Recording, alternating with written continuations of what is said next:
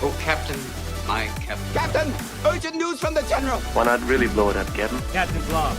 Embarking into hostile environment. I'm giving out all she's got, Captain. Captain. No, Captain. They're alive. Ladies and gentlemen, welcome to the channel. This is your captain speaking. O-Town's here. We are doing a captain's log. We're going to talk about a lot of cool things. We're talking about Battle Legends Volume 3 coming out. Chupacabra? Chupacabra. Nice. That's awesome. Well, I'll talk about this shirt because this is the worst shirt I own, and I'll explain why. It's the best one. What are you talking about? It's That's cool, so but it's terrible. He's like, the print quality is very subpar. You see the square? yeah, but you could play it off as intentional. We're going to talk about just a tiny bit about Bruce Lee versus Lee, and we are going to answer some questions, and then we're going to play a game. And I'm really excited about this part. We're going to play a game, and as we play it, we are going to be thinking out loud, talking out loud. It's not really competitive, but we're explaining exactly why we're doing what we're doing, what's going through our head as we're doing it. I think that's going to be super, super beneficial for you guys that are wanting to take that next step. Like, why do I keep losing? Or why does this feel weird? Why do they do what they do? Well, we're going to start explaining that. That's coming up. We're really excited for that.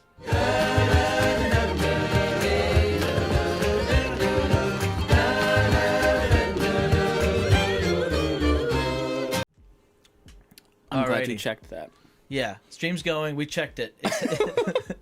Checking on the We're check. good. We're good. To start things off, hey chat, guys, awesome. We got some questions. So that's working. That's pretty cool. I'm glad it's working. Sweet. Can you guys let me know what happens when you click that thing, that Q&A thing? What happens when you click it? Does anything happen? Is the way that I did it the way it's supposed to be used? Because I typed in, I said, hey guys, love to get your questions. Type Q and then the question.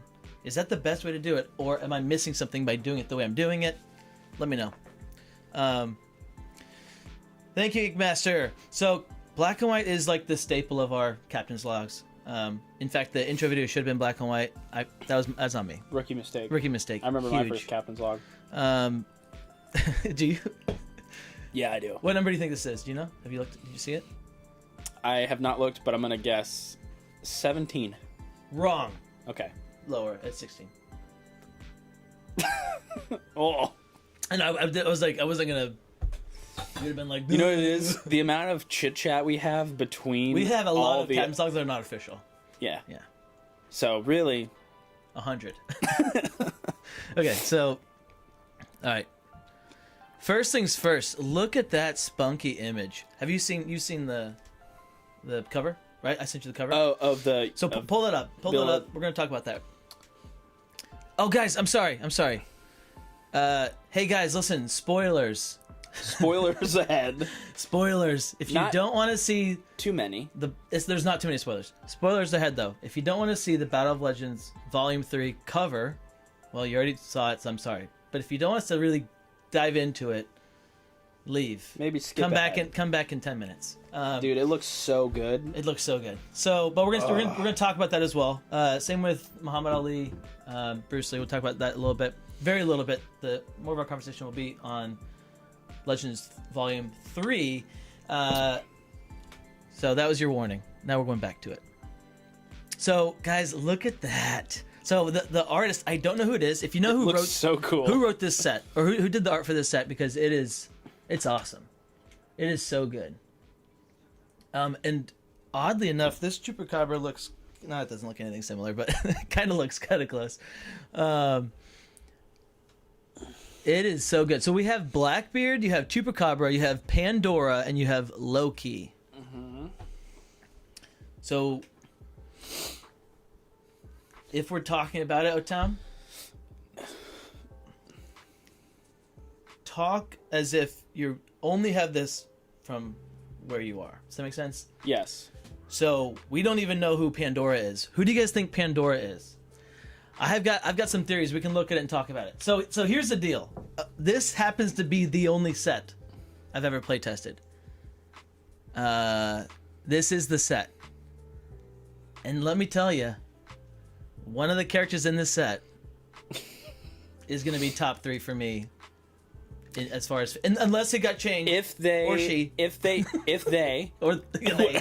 Sure, I guess there you go. Yeah, because Chupacabra also. If they remain, because we're talking about the same character, Right. if they remain in their, because the state last that time we saw them. in the state that we saw, which was years ago. This is a long time ago.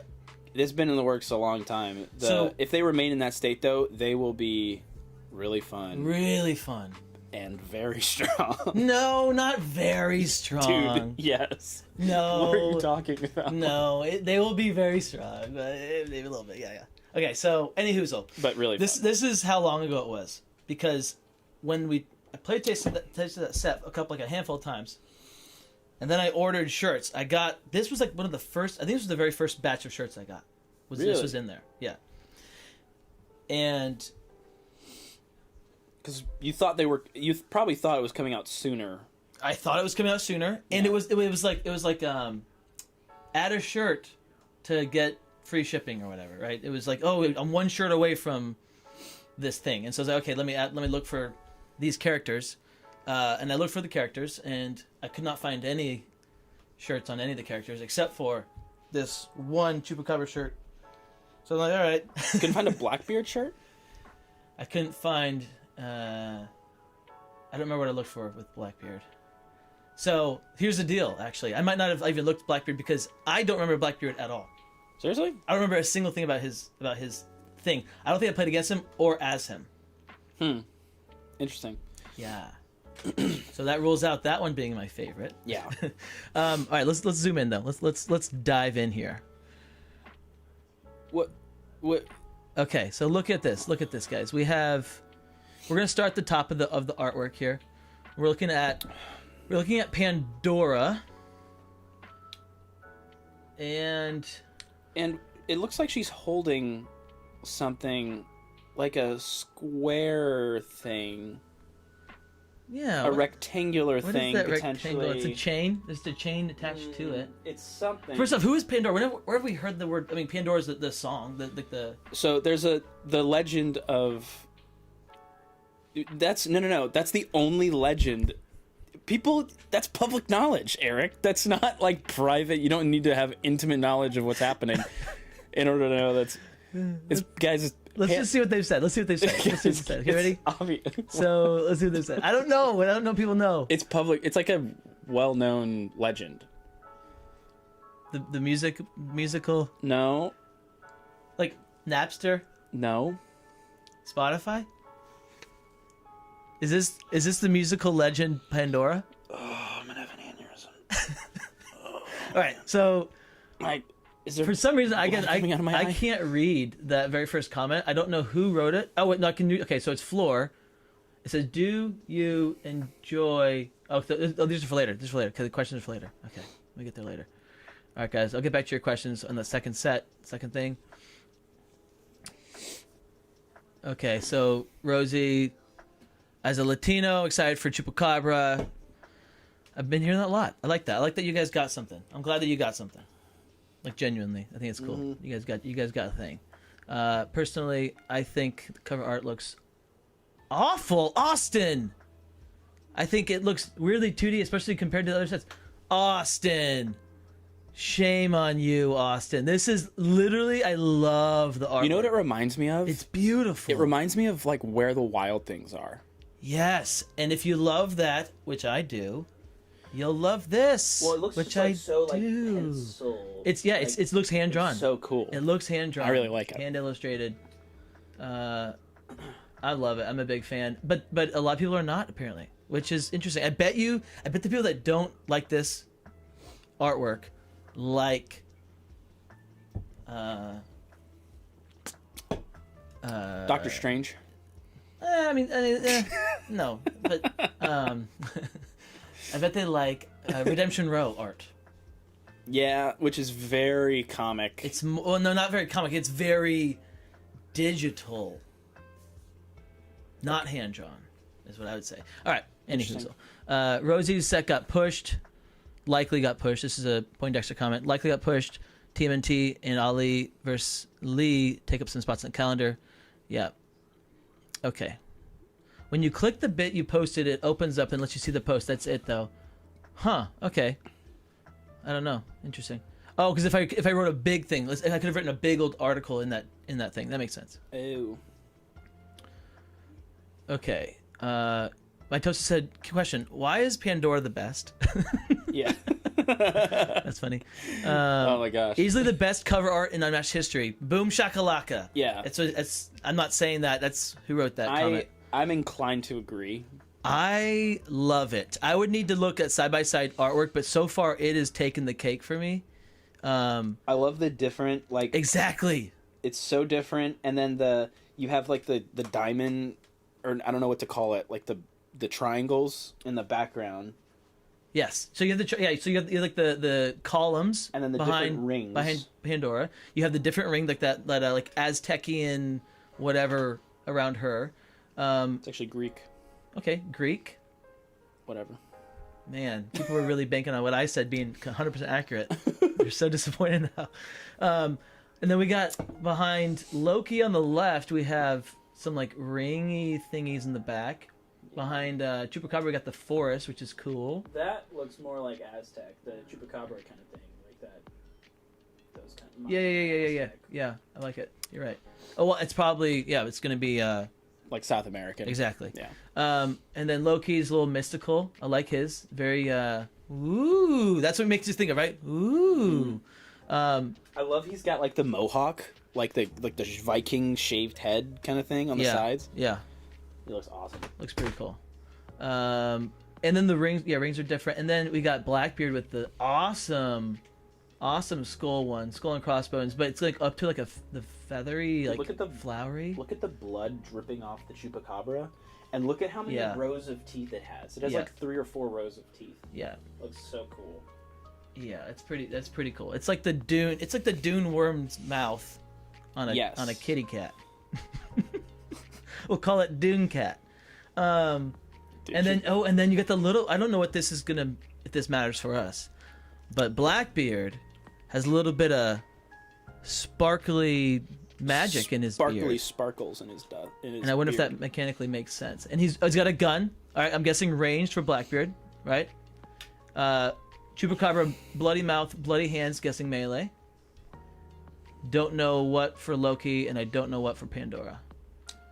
But that's what we got, guys. So, I would imagine Loki's probably melee. He's kind of famous for using a dagger. Or not using weapons at all. You know, like just tricking people. Was that the Loki we're going with? I would, in like lore, yeah. I guess in Marvel he uses a dagger as well. And it shoots sometimes. All right, let's see what they said. Just throw it sometimes. Okay. Okay, so Flora said this is Pandora as in Pandora's box. Yes. That would make sense. Oops. But there's a box. Dr. Beardface said, my mother said if you can't say something nice, then don't say anything at all. So Pandora and Blackbeard look cool. You know what? That's wise hey, words. Wise mama. Yeah. Always listen to your mother. Also playtested this, now showing that has a feeling, knows what we're talking about. Yeah. Yep. Cool. So Pandora's box. Okay, so that's what little rectangle is there. It's the box. What does that even mean? I don't know why you're playing around that. Like how do we? There's only one legend with Pandora in it. How do we even? What I mean, without knowing, like, what is Pandora's box? Isn't Pandora's box like? Isn't that the place where everyone goes and it like, disappears? What am I thinking of? Pandora's box contains. I'm thinking of the triangle. Like that's the Bermuda Triangle. That's what I'm thinking of. We should have a character called the Bermuda Triangle. It's just shapes. It's a shapes one. It just sits on the Pandora's map. box, Bermuda Triangle, and then we'll get 2 others. We'll think of those. Pandora's box contains all the like chaos and evil. Bermuda Triangle could be a map. Yes. Could be the other side of the map. That'd be kind of. Because this is a double-sided. We only know that Santa's Workshop, which has been released, is one side. Bermuda Triangle on the other side. If your fighter ever gets into the middle of the map, it'd be really cool. They're gone. They're just another disappear. ship. I would love another. Yeah. Because Blackbeard Yeah. The Queen Anne's Revenge. Don't talk to me like that. That's Yeah, the be name cool. of Blackbeard's ship, guys, if in case you were curious. That'd be cool. Edward Teach I'll was his real name. In my head, all I'm thinking of I'm just is, going to start spouting off yeah, Blackbeard facts. stop it. Just stop it. All I can think of in my head are Pirates of the Caribbean quotes. When they're like talking about the two ships. With black sails. And it's, So you've seen a ship with black sails crewed by, that's by the crewed dog. by the Don. No. And a captain so evil that L itself spat Spat him back out. No, well, I have seen a ship with black Yes. sails. Oh well, no ship that has black sails. That's couldn't Yes. possibly be any other ship. Oh my gosh! Anyway, Okay, great movie. movie. Watch the movie. I think you know I know what this. people are. I think Pandora looks the coolest. I think Pandora does not look the coolest, but I think she looks awesome.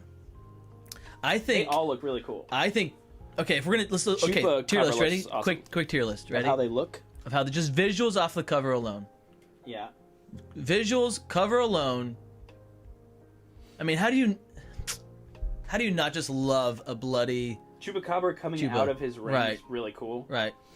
Yeah. Okay, I'll go Chupa 1 probably because it's think- just exciting. I think it's just probably fun. the same.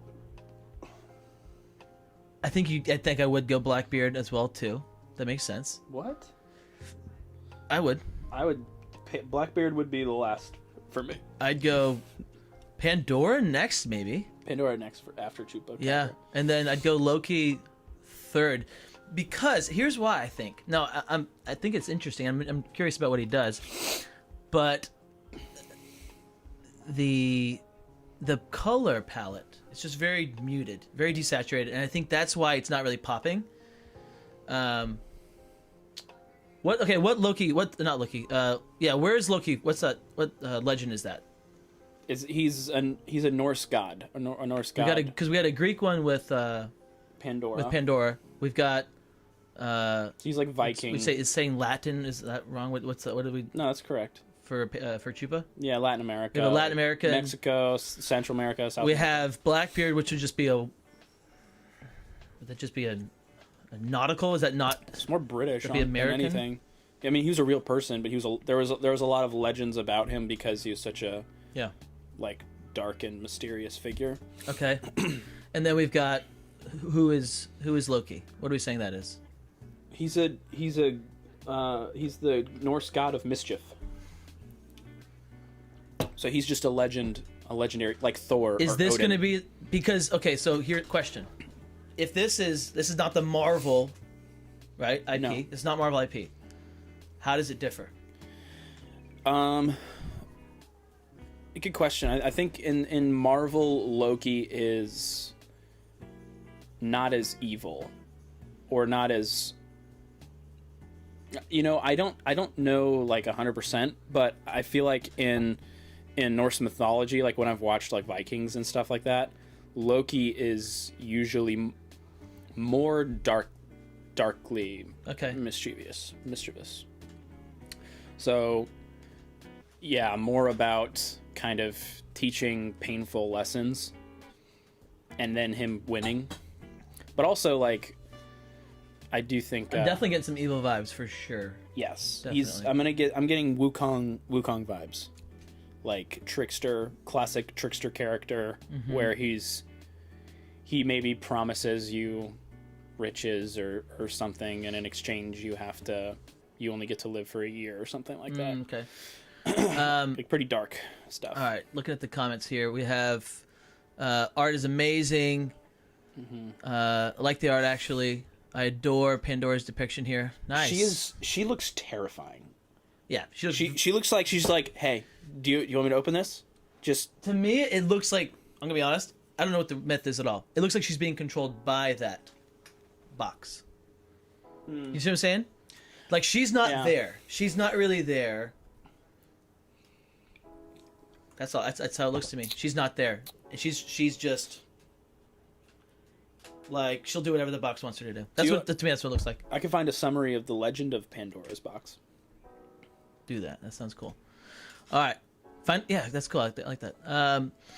The bronze skin is a nice touch because she was forged, and I'm all for more diverse skin tones. And then the hair curling up to resemble demon horns juxtaposed with the seraph wings coming. With the seraph yeah. Mitosis using juxtapose. That is an artist term. Mitosis, are you an artiste?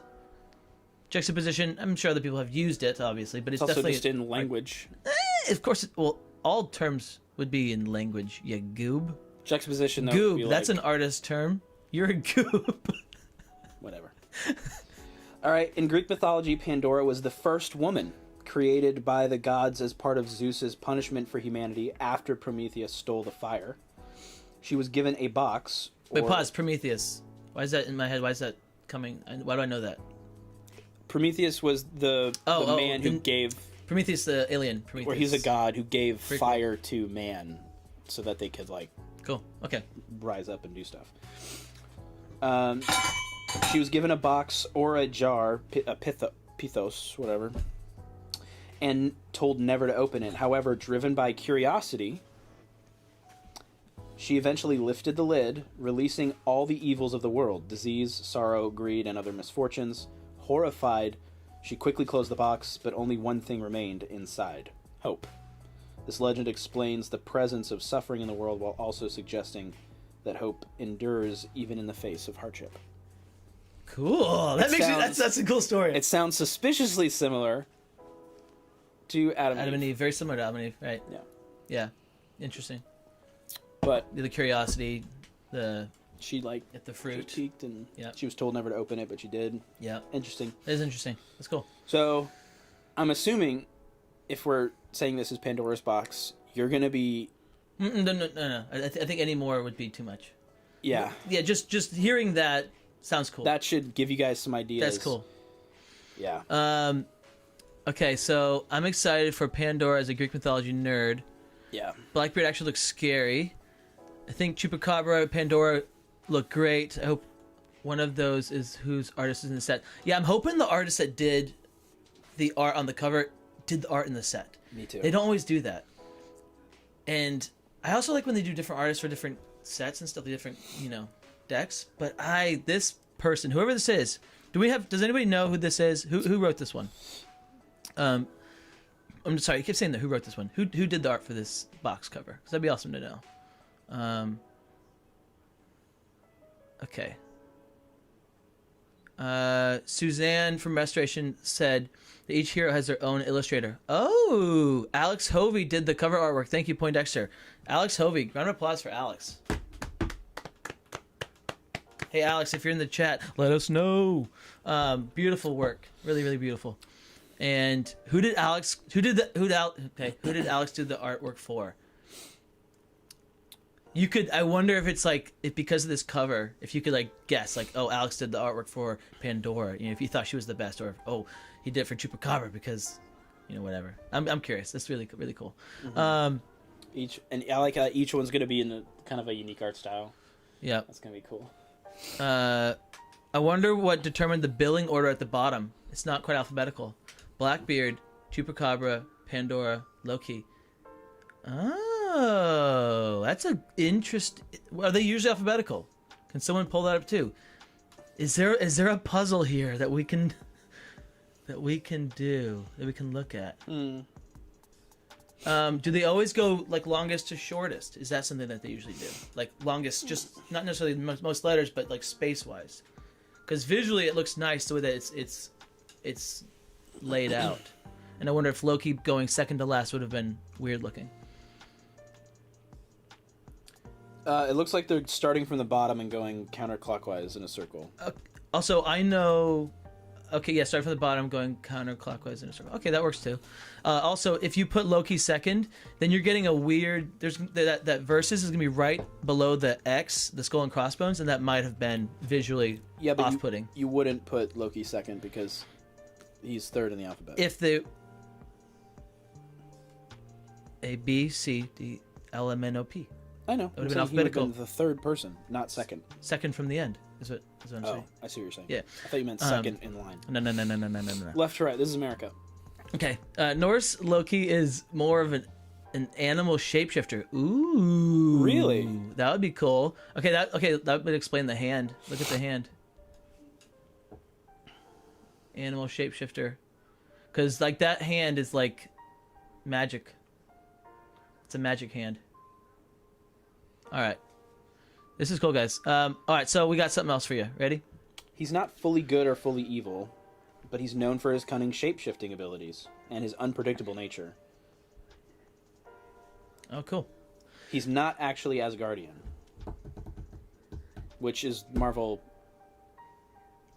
They did that. They made a cool story.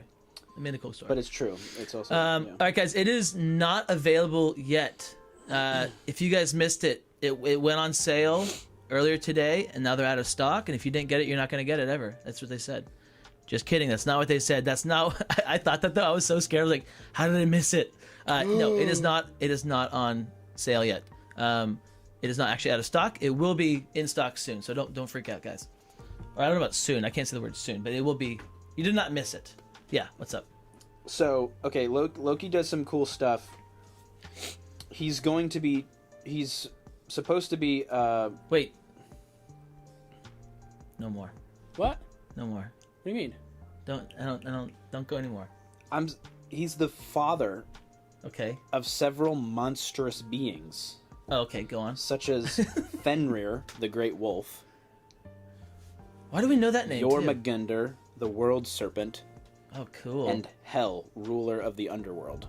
Interesting. Okay. His unpredictable nature makes him a source of chaos and an essential part of the mythological cycle. Interesting stuff here. But you guys can go put your email in, and then you can be notified about when it's in stock. Here's a cool little press release, guys. This was cool to read. So I'll read it for you guys, as you also read. This is the press release on today. It says the last of the Legends volumes features 3 decks from the design contest. Just right there, guys. That's pretty cool. Mm-hmm. And we'll talk about it. We'll get into that more. But Sunrise, Florida, February 20th, 2025. Today, Restoration Games announced the 3rd and final installment of the Battle of Legends trilogy for Unmatched, the award-winning game of epic battles between unlikely opponents. The set will release in stores this summer, as with all Unmatched releases. Oh, sorry. That's okay. The summer period. Pause. As with all Unmatched releases, the set will be available early on their website with special foil promos. Okay. In keeping with the ultimate mashup vibe of the Legend sets, the 4 disparate, okay, I've not used that word ever, heroes are Blackbeard, Loki, Chupacabra, and Pandora. The first 3 of whose were all runner-ups. Okay, so Blackbeard, Loki, and Chupacabra are all runner-ups in the contest, which is cool. From 2020. The set also adds 2 new battlefields, including Santa's Workshop, which features a brand new map mechanic. Ooh. Awesome that there's a brand new map mechanic. Okay, we have a lot to talk about. It says, for Volume 3, this is a quote now from Justin. This is for Volume 3, we decided to treat the series like a great trilogy and bring it to a close, said Justin Jacobson, president of Restoration Games. A number of ideas came together at once, leading to the decision. We're leaning into more tightly themed sets for the next few cycles, and we were hearing that customers and retailers were hesitant to pick up the new volume without having the others available. In the end, we just thought it would be a fun way to go. It's our Return of the King. So, lot to unpack. Mm-hmm. First thing is, I'm excited. Right, that gets you. I'm getting a little hyped. This is the last one. No, there is no Battle Legends Volume 4 or more. So that's interesting. That means nothing for me. If you play test, I guess it means more for you. I don't know what you guys know that I don't know. And then that's cool. I'm glad. I'm happy. And what it's saying, they're saying that they are not doing more like mix and match randomness, right? But they're going to be more doing Cobble and Fog, slings and arrows. Hopefully, right? Lord of the Rings, because he said Return of the King. He said this is our Return of the King. I know, but hopefully that's like an illusion, like a sneaky I don't think he would say this is our Lord of the Rings and then do Lord of the Rings. Because Lord of the Rings would be their Lord of the Rings. You're so right. Now, do I hope to be wrong? Yes, of course. This is our Return of the King. Well, what he said, so that's the thing is he saying it's the this satisfying is the grand ending. exactly the final grand finale, best of the things. If you think that Return of the King is the best, which most people agree that or think that Return of the King is the best, I think it won the awards because it was a great finisher to the whole thing. I don't think it's my favorite of the 3 movies. I mean, Two Towers is Two Towers. Yeah, Two Towers has some better action. There's less CG. One sets the whole thing in motion. Practical effects out of this world. Mm-hmm. Lots of walking. Such a fun, scene. Anyway, so I'm fun world. I do think though he's saying this is the finale. This is the grand finale. It's the grand finale. It'll be the Epic. best, satisfying, epic ending. Based on the cover artwork. I'm inclined to agree. Although Battle 2, dude, Legends Volume 2, dude, incredible. And the difference, I would say, in quality, not that Battle of Legends 1 was bad. 1 was great. One was great. But the difference in fighter mechanics and the artwork in 1 is actually really good. I don't want to. Oliver Barrett, guys, is incredible, and I don't want to sell him short. No, the artwork in 1 was really good. But we are as the game is getting more developed, and the budget's growing, and they are more, Restoration is more of a well-oiled machine. They know what they're doing. They're getting the artwork earlier, all this stuff. I think everything's just working better, and so that I love this artwork. I'm wondering if it's the jump I'm saying in fighter strength. Yeah. Between you're 1 and 2, the art if it's an equivalent fighter strength jump from 2 to 3. Oh, I see what you're saying. Think about how strong they will be. No, they can't be. It can't be that. But I don't think maybe not that much more. Right, but it can't because you have Achilles, think about how Wukong and Yanenga. That's what I'm saying. Think about how strong they are and have been, and still are. I could see it keeping with Witcher strength, that same level. Where sure you've got some. By the way, guys, I want you guys to hear this before you think I don't think this. Yennefer is not number 3. No, she's not. Don't. I didn't. Okay, I had a baby that night. Okay, I had things were crazy. But yeah, she's not that. I have to play her more, but she's still very good. But she's not. I don't know where she's at. I gotta play her more. I think you could drop her down to she's not as good 7, as Doctor Strange. Yeah, 6 or lower. You feel fine. All right. Anyways, okay. So how's the? This feels good. Feels good. But I don't think that I agree. I don't think they can do it, and they've been like working on it so long. I don't know how long they worked on 1 and 2. Exactly. But like, I don't know. It's been years and years. This one's been for a long time. So I'm really excited. I wonder if it's because like this was being worked on, and then it's like, oh, we just picked up the Witcher Other IP. stuff came out. Yeah. Oh, we just picked up this IP. Oh, we got this. Oh, the contest happened. Let's do the, and things just kept jumping. I wonder if this is like in that time, has it been like getting fine tuned and fixed and all the things? Because there were some issues when we play tested this. Yeah. There were some things I was like, I don't know how this can possibly work. Yeah. Yeah. How can this possibly work? Same. And I'm guessing that they've fixed those. I would think so at this Yeah. point. Because we couldn't have been the only ones saying that, right? That was not the only. No. Yeah. But like, I don't think they exist. The versions that I tested were also from years ago. Right. At this point. Years ago. Probably almost 2 years ago at this point. Watch it be an entirely different game. That would be cool. Except don't you dare change my sweet them. All right. Next thing to unpack. Yeah.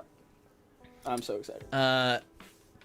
So the next thing to unpack is Ali Bruce Lee. I guess. Well, no.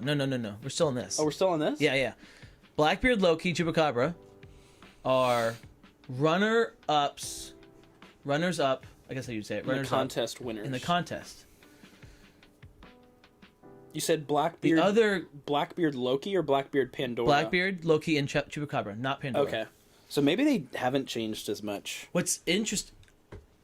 because they're like the contest winners, right? Right. Maybe they're like their decks and like their values and stuff. But I would say the mechanics are probably. If people are doing their math, they just narrowed it down to 50-50 of who we're talking about. No, they didn't. Yeah, because we've ruled out some things, and then we've ruled out some things. They're doing their homework. It's the 50-50 now. But you guys aren't all, you're not all like old Captain Crockpot here. Watch most replayed, like the little most replayed section. Crunch the numbers, they'll figure out exactly what they're talking about. So, any hoozle. They have not made a single bad character from the contest. Yeah, no. Oda, Tomoe, Mm-hmm. Houdini, Genie. Yep. Weren't there 2 from the Slings and Arrows? Or am I crazy? I don't think. Shakespeare. Shakespeare's one. Shakespeare? Shakespeare is one, and then. Oh, 2 of them. Was it 2 of them from the I'm pretty sure. Tales to Amaze? No, that was just the. Because guys, they're just cranking out. The contest got some really good sets. So really good characters and really good mechanics and all that. So I'm excited. I think it's gonna be awesome. I know Jason did at least 1 or 2 of the characters in. Tales. No, in the. Yeah, he did this. He also right? he did Tales, Did he but do I think Sisters? he also. I'm pretty sure he did Sisters. Wayward Sisters was the other. Okay. Yeah, Cool. pretty sure that was him. I could be wrong, but. Yeah. The next thing, then this is exciting because we can actually really think about this, guys. So they chose Santa's Workshop as a map, and it's going to feature a new mechanic. I have no idea what it is. Do you know what it is? You don't know what it is. You have no idea. No. So then we can finally do this together. Heck yeah. Just, don't look at me like that. Guys, it's a new mechanic. It's a new map mechanic. They chose Santa's Workshop. Why? Let's theory craft here. So here are things that I've suggested before that have not happened. I've suggested a map that changes boost values. Okay. Suggested map that like stops movement, like the web tokens. Or like hurts you. Yeah. I think I saw. Like the ooze tokens, right? Yeah. Which I don't think is as much fun. I think that'd be too. Well, I think floor is lava would be devastating. really fun. Floor's lava is interesting. Like if you end your turn in this zone, or something, then Yeah. you take a damage or something. Yeah, that could be cool. I don't know. Although Titania would just be like, haha. Yep. Leonardo would be like, haha. Yep. Just. Stop jumping in the lava. I can't help it. Why are you hitting yourself? Stop hitting yourself. Okay, so, but what would it be? So, North Pole, Building stuff would Cold. be really cool. Santa's Workshop. We're inside? Are we inside? Yeah, I think so. You're So then you're not. There's no cold outside. So because if it was cold, let's say if they said North Pole, I'm thinking okay, that could be like the freezing thing. You're stopping movement because you're getting frostbite or whatever. I don't know. You know, it'd be absolutely nutty. Go. Allies. You recruit elves You recruit the toys. or the toys. You build toys. Yeah, build toys and then recruit them, and then they're like weapons or something that you can use. Okay. That would be really Conveyor sick. belts. Conveyor belts. The toys moving through. Conveyor belts is you let your space there. You move with space. Mm-hmm. Or something like that.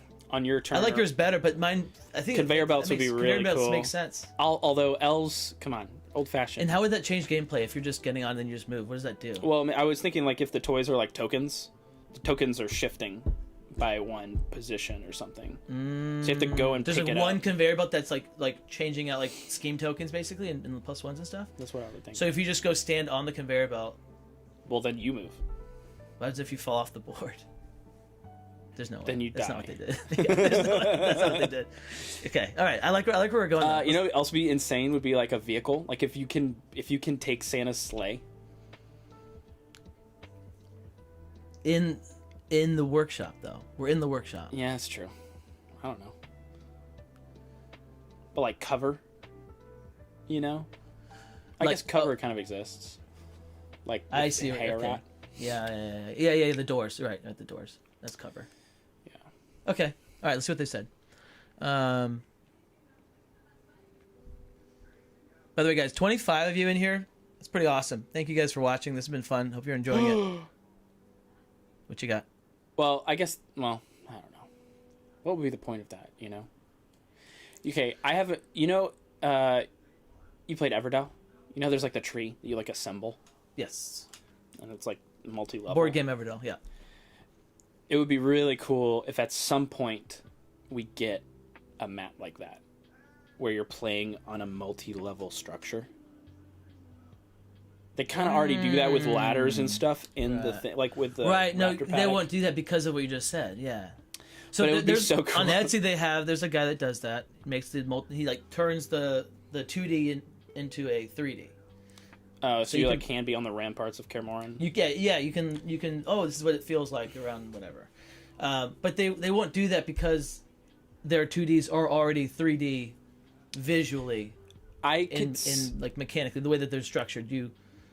They have like that. I could see it if they do like a Doctor Who or like some sort of dimensional transportation. Sure. What's that movie with Matthew McConaughey? All I can think of the word is illustrator, not the illustrator. What? I have no idea. Hans Zimmer. Oh, Interstellar. Interstellar. Thank you. What was it? Illustrator. You're thinking about the art still. Interstellar. So that kind of thing. Yeah, where you're in the If we're different doing dimension. a fourth dimension, then you could add something like that. Okay, but not Santa's Workshop. No, probably not. Also, there's a comment here that says, why do Santa's Workshop? I think doing Santa's Workshop, one, it's the only place that made sense with the mechanic that they came up with. So I'm guessing they came up with the mechanic first and then figured out which place to do the mechanic for. And then two, I would guess this is their way of saying we're not ever releasing Santa Claus. Thank goodness. Why? I'm just kidding. Dude, Santa would be awesome. I do like the idea of hiring the elves. That would be crazy. Because they don't care. They're like, yeah, we're just for Like, hire. well, We'll fight anybody. You get small fighters, like they're posted around the thing, and you're like accruing dude. small fighters, Yeah. By ending your turn on their space. or like moving through them. You're like, hey, come with me. And they're like, oh, okay. Oh, we'll follow anybody near us. We'll do your... No, that wouldn't work. You want to know why that wouldn't work? You don't have elf cards. You don't have elf cards, and you don't have... how would you signify which elves are yours and which are theirs? It doesn't work. Flip them over. So they're two-sided. One side is like... No, You 4-player games. It's the 4-player set. They well, definitely have 4. Then So let's rule it out. Rule it out. Just like the maybe they stay in your space with you. They're small fighters. They're just like hiding behind you, and then they're like just throwing little presents at people. They're just like, ha. They always stay in your space. Yeah, That it'd be could work, weird. and you can only get one at a time. That could work. They're like a Or Yoda. Like they're on your back. They're like, little backpack elf. ha. Okay, I like it. That'd be fun. I like it. All right, I don't know. guys. I honestly, you guys, which is cool, but you guys are commenting so much. I can't really keep up. So if you had something really good, sorry. Okay, so now showing this one stuck out. I'll admit I didn't actually like this game at first because I thought Battle Legend 1 was so boring.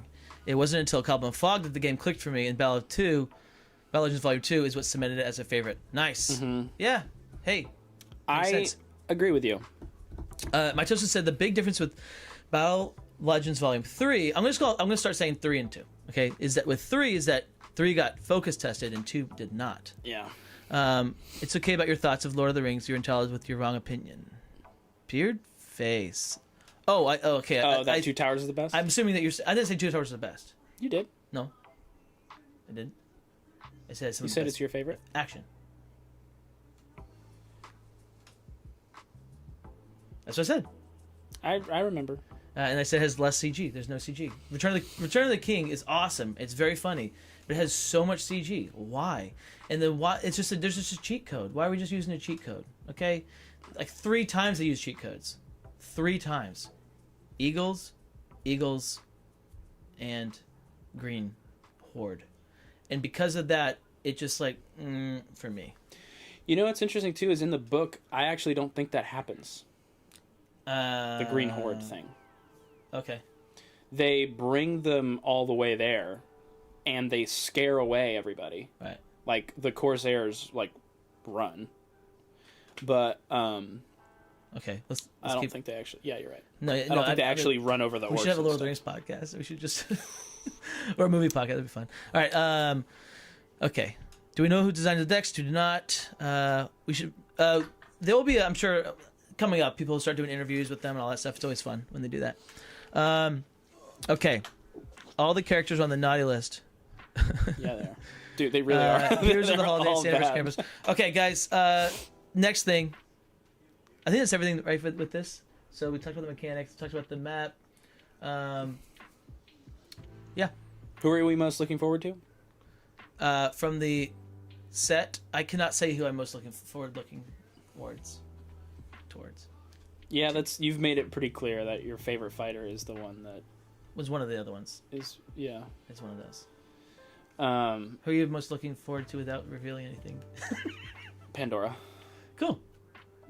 Just because the art sold you. Yes.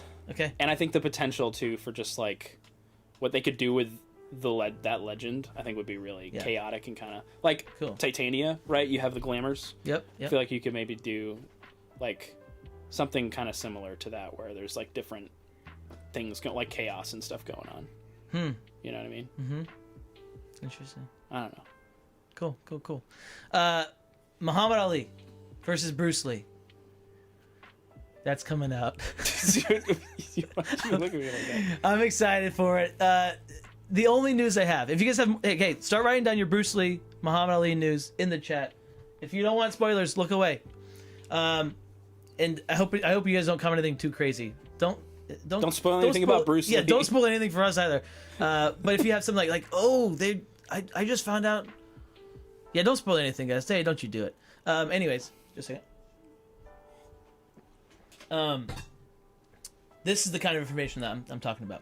I found out that Suzanne posted this, which was that the Bruce Lee mini, is not going to be the same mini as the first set, as the first Bruce Lee. So it'll be a new one, which for everybody that has the older set, That's good. that will help keep its like uniqueness. OG-ness. Right. So if you were into that, if you're collecting or if you are trying to resell it, it will keep its value in that sense of it is different than the other ones. That's pretty cool. What are all these bad fighters doing out here? Mike from Better Call Saul is right about Ali versus Lee. Mike from Better Call Saul. Actually, Mike is the old guy who's like the... You know, Hey, boom shakalaka. Shh. Poker faces are not on display today. for you. Well, because some people are being goobers. I wasn't being a goober. That was perfectly reasonable. Oh, okay. It was perfectly reasonable. All right. Hey, And I guys. have no idea what I'm talking In about. the most important news of the day. I have no idea what I'm talking about. Check it out. Check it out. We got the Ice Pack Gang. Come check this out. Come look. Come here. So, How much pain I'm in. guys, listen. I don't know how this is going to be utilized yet, but if you have already given, I had to make this for the crew, for the Ice Pack Gang. Dude, that's awesome. If Ice Pack Gang. Can we make t-shirts, please? Yeah, I know, right? So, listen, guys, the stream is going well right now. I'm excited about that. Stream is going well. Ice Pack Gang, I put in some work this last week. He did. Okay? Demi do. Yours won't do very well. But yeah, let's try it. Let's loosen it. Here's what we do. Watch this. I'll take you for a ride. I can show you the world. I think this might work. Never mind, we don't have some. Okay. Guys, look. Alright, couple things. Got a fan. Okay? This fan is blowing. the back Hashtag of convection. my- Check this out. I have a tablet. I got a tablet stand. And then I've got these two what are those called? Bookends. I got two bookends that I've folded to create this laptop stand. It's working, okay? It feels pretty cool to the touch. But the fan and then so what I got this nice little slot here. I bought ice packs, okay? Got some ice packs that are small. and then I have this little container. And so if I ever do need to ice it, which hopefully I don't, hopefully it just keeps working well. But if I ever have to ice it, I'll just put those in there and then slot them right into that little area, and then hopefully that will cool it down. Nice. Other thing, what else? Yeah, can you put that back on there? Yeah. And just twist that guy. So the other thing is I went into the Apple store. Here, I gotcha. Is it right? Yeah. It's flipped. When you're upside down, it's flipped. Oh, I see. So it would need to be... So I was doing it right initially. It would need to be this.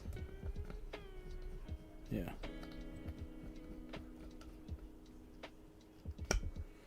And also... That's probably pretty good. It's almost like perfect, yeah.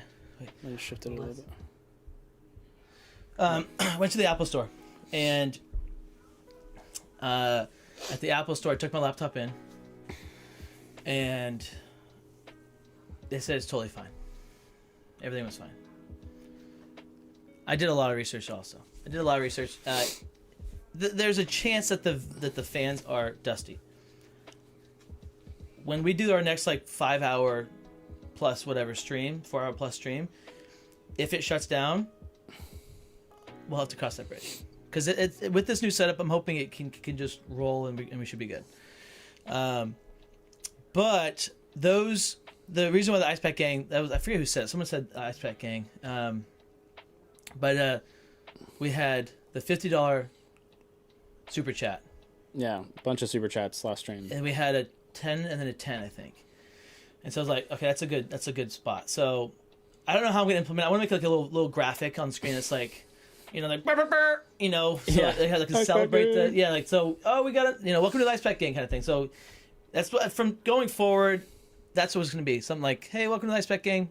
But I wanted to show you guys the graphic for you. You could also just say welcome to the Ice Pack. Because a pack is a group of... That's clever. The Ice Pack. You're very clever. Thanks. Except I already made the graphic. I know. I should have consulted. Where were you? You should have consulted with my creative genius. Welcome to the Ice Pack. But they said Ice Pack Gang. They said they that. did? That's, yeah. Well, then, they already coined the phrase. Well, duh. All right, there's that. Next thing, guys, we got some questions. Let's get to some questions here. Doy. All right, looking at the cues, do you enjoy... Flora, you got to read that comment because I can't see. I literally can't see it. Can you pull your phone or something? It says, do you enjoy... I'll look at the next one while you look at that first one. Question from Dr. Beardface. Who is your favorite fighter and why is it Daredevil? Well... Are you sure you're not Snake's Attack? Oh, yeah, that's funny. Snakes, what are you doing? Favorite fighter... My favorite fighter would be... Black Panther is a classic... Who's my favorite fighter right now? I'll go Philippa. You know what? I'll say Philippa is number one right now. Yeah, I'll go Philippa. But I will never have a bad time with any of my top 15 fighters. I'll never have a bad time. Whose comment are you wanting to see? Very first one from Floor. I saw a GIF of Muhammad Ali dodging 21 punches in a row. I am scared. I don't see that comment at all. The first comment I see is, do you enjoy... It's just with the Q, and it says, do you enjoy... Oh, these are... I can't actually see... Okay, that's fine. Maybe Floor's posting it later. Inkmaster said, what is a special ability that you have thought of that you would like to see in the future sets? Example, like dice roll, extra cards. We've talked about that before. Special ability that we'd like to see in future sets. I thought of one today. I was making up a leprechaun set. I just made it in like I don't know, like a minute. Literally just like, oh, okay. Leprechaun's a small fighter. X amount of health, 14 is what I said. Has a bunch of disruption and stuff, but he is a small fighter, right? Pretty cool. Yeah, but he's the hero. Move 3, he's the hero. He is a solo fighter. Interesting. That's kind of cool. And then he has when his ability is called like Luck of the Irish, and then it's but also like 4-leaf clover, being lucky, and then it's if his hand's at 4 cards, if he has 4 cards in hand, then he takes 2 less combat. No, then the opponent plays their attacks face up. Oh, so you make your own luck. That's kind of cool. Yeah. You stay at 4 cards, you can always see what your opponent's attack with. Might be busted, no idea. Just made it in a minute, so. But something like that would be cool. Like playing your cards face up, But it couldn't just be your opponent always plays cards face up. It has to be something that's like that. Maybe even riskier, like if you have 2 cards in hand or 1 card in hand or something. You know, your opponent plays cards face up. That could be fun. Something you want to see?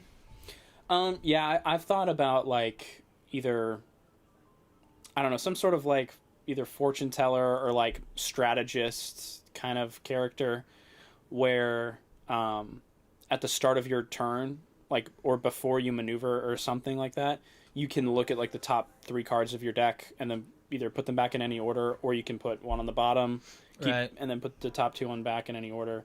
So I think that would be, or you draw up to 3 cards, and you must put 1 on the bottom or something like that.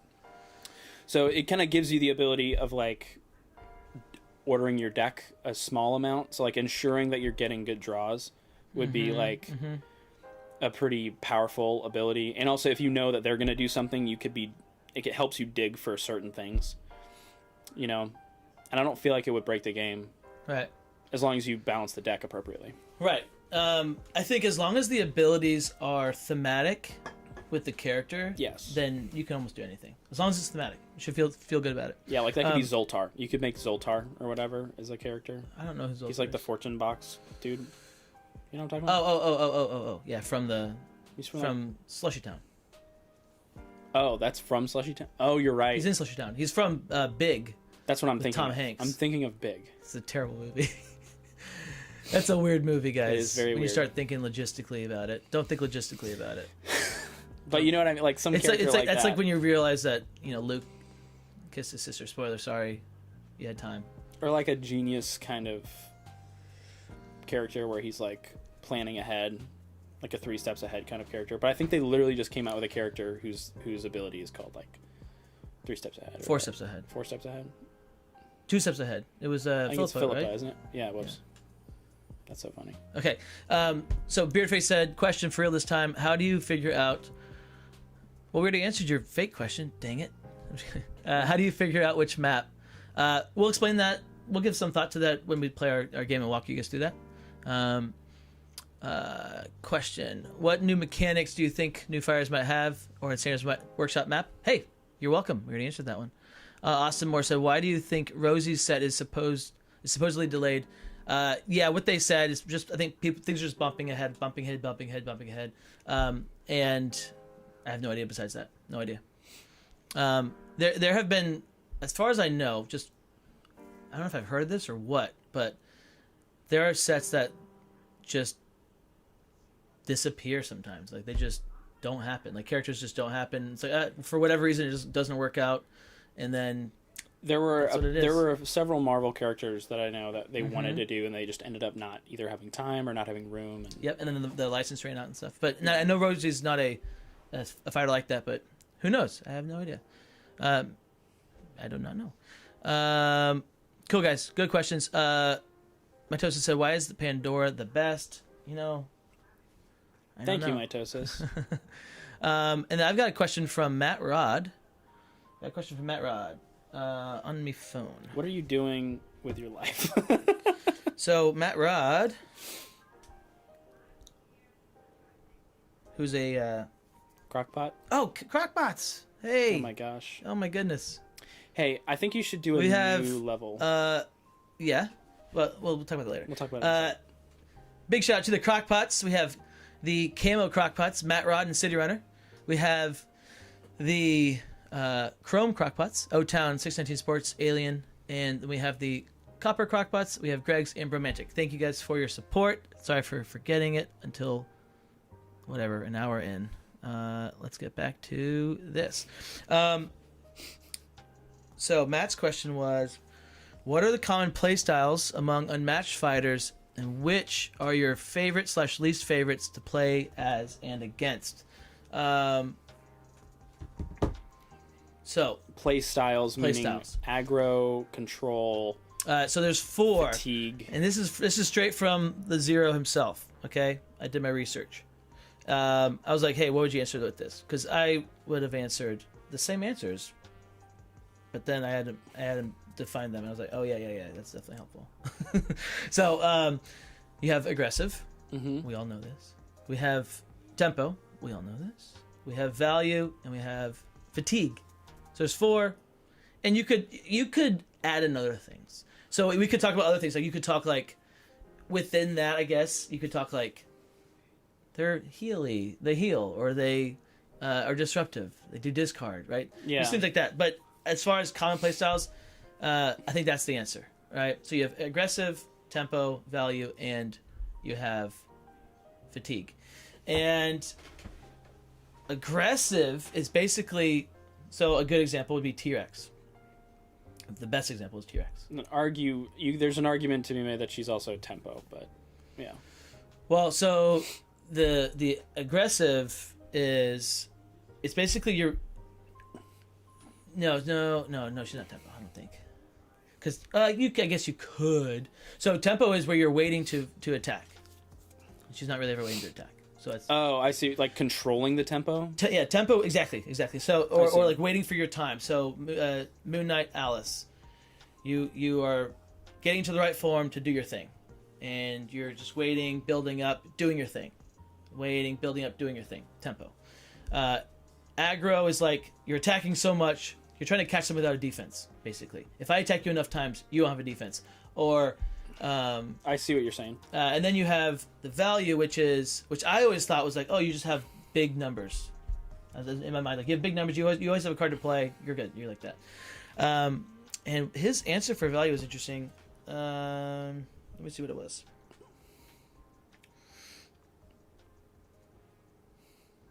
Oh, Justin said Alex Hovey did the cover. He also did one of the 4 decks, different artists for each deck. Cool. Thank you, Justin. Pretty cool. Value to me is also just like, I don't know, your cards either do more or are better, bigger, not necessarily just bigger, but like removing opponent, or either your cards are better in value or they're removing your opponent's value, and you're able to, like, I would almost call it mid-range, where you're pretty versatile. Yes. So he actually says, that's funny you said word mid-range. That's a magic term, right? It's just a kind of a common term where you're not... No, it's a TCG term. It's a TCG term, but it's like you're playing... It's not... So he said tempo is like that. So tempo is like mid-range is what you said. Interesting. And then value is like, it's kind of like fatigue. Sort of like fatigue. Except, so with fatigue, the goal is, I'm going to kill you with fatigue damage. I'm gonna outlast you. You're gonna die because you're gonna run out of cards, and that's it, right?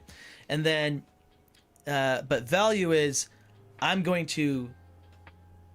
So I'll just read this what he said. So, kind of like fatigue. It says, but instead of relying on fatigue damage to win the game, you're just trying to run through the decks and end up still having cards while your opponent doesn't. Yeah. I agree with that. So like Medusa's value, right? You're gonna be dealing damage stuff. You're hitting over the top, of course, or you're dealing damage, but they're going to run out of cards. It's playing more of your cards than the other person is, but while getting your opponent to run out of cards and getting them to run out of cards first, right. Potentially. Sure. And then fatigue is fatigue. So pretty cool.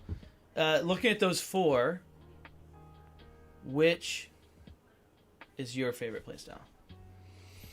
I mean, I would definitely say.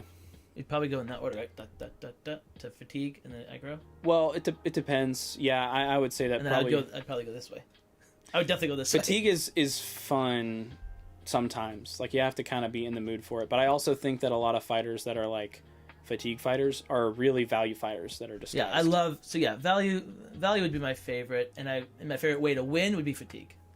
That's how I'd word it for me. It's that values are my favorite, and then least favorite would be aggressive. I enjoy it when I do it, and I'm enjoying doing it more often. Tempo, if it's controlled, I enjoy. Yes. If it's not controlled, like, and if it's way harder to like do correctly, then I don't enjoy it as much. So like when I think of tempo, I'm meaning just like outpacing your opponent. That's what I think of when I think of tempo. Like, well, part of it is controlling the speed at which the game is played, which is interesting. Like your end turn kind of stuff is cool, but I think it's also just being able to outdraw your opponent, outpressure your opponent,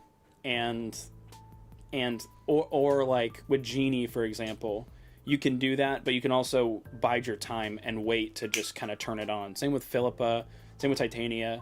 You can kind of, if you wanted to, you could play a pretty value-oriented game until they slip up and they leave an opening for you to say, I'm going to explode now, and then run you out. Correct. So a lot of fighters are multiple, Yeah. right? Which makes them better. Right. If you have a choice, Yeah. Genie, Philippa, if you have a choice when you can just go... I'm going to flip the switch now, and I'm going to change win cons. That's very powerful. Yeah. Because your opponent can't just go, let me just sit back, because you'll beat me that way. And it's like, well, if I go in to fight you, then you'll beat me that way. And so anybody that can do that, anybody that can flip the switch and just change what they're doing, especially if it goes from fatigue to aggro, like that far of a switch flip. That's correct. That's weird to say, though. Don't say that 10 times fast. Then that far of one is it's very powerful. Yeah. Which I think if you can do that, that's why the values are so much lower. Look at Philippa's health. Look at Genie's health. Look at their attack values and their defensive values. Because they know that you can just outrun people. Exactly. Or, yeah, you can do both. You can just do both. So it's nuts. My favorite probably is tempo, and then lately it's been value. Like aggro. When I think of aggro, it's a little bit more like not mindless, but like you have one game plan, you have no passes, you gotta go, and it's not necessarily mindless aggro, but I find that like aggro fighters do just have fewer options. Right. And it's so helpful to know that your opponent has to come in after you. And we'll talk about like it's not always the case. I've told you guys this before. I played a game, it was a ladder, but when I played the ladder, like we had some competitive games. But I was playing a game and I was going to out fatigue. I was Medusa and I was going to beat the Raptors in fatigue. And I was like, I'm not even going to move. Like I'm not going to attack you. I don't ever have to attack you. I lost that game. Because they got so much value out of attacking every turn, and I was not. And also, they set. It was a weird game. It was cool. They had 2 passes. Like, okay, I just assumed, you got 7 health each. You're going to be crushed when it comes down to fatigue, and it was wild. It was very interesting. That is one thing that we'll probably talk about when we get to the competitive topic. But like attacking most often is a Attacking's pass. Great. Oh yeah. If you can be attacking, that is one less card that you're drawing to put you close to fatigue. Yep. So and you're putting your opponent on their back foot because they either had to defend or they took damage.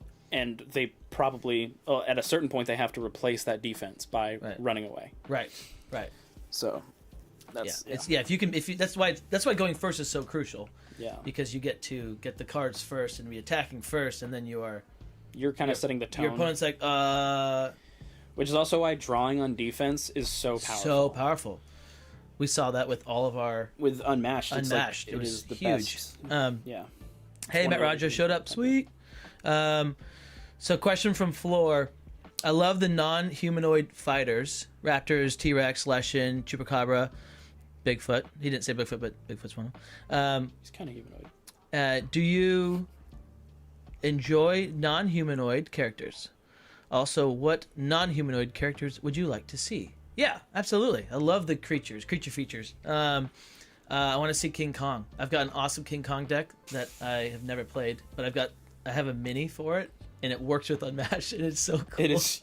I've seen it. It's so huge. Cool. It literally fits. It works so perfectly with the T-Rex that it is glorious.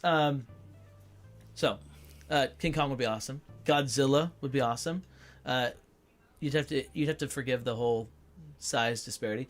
I'm thinking large fighters specifically. Right, large fighters. I mean, what do you have? What are non-humanoid?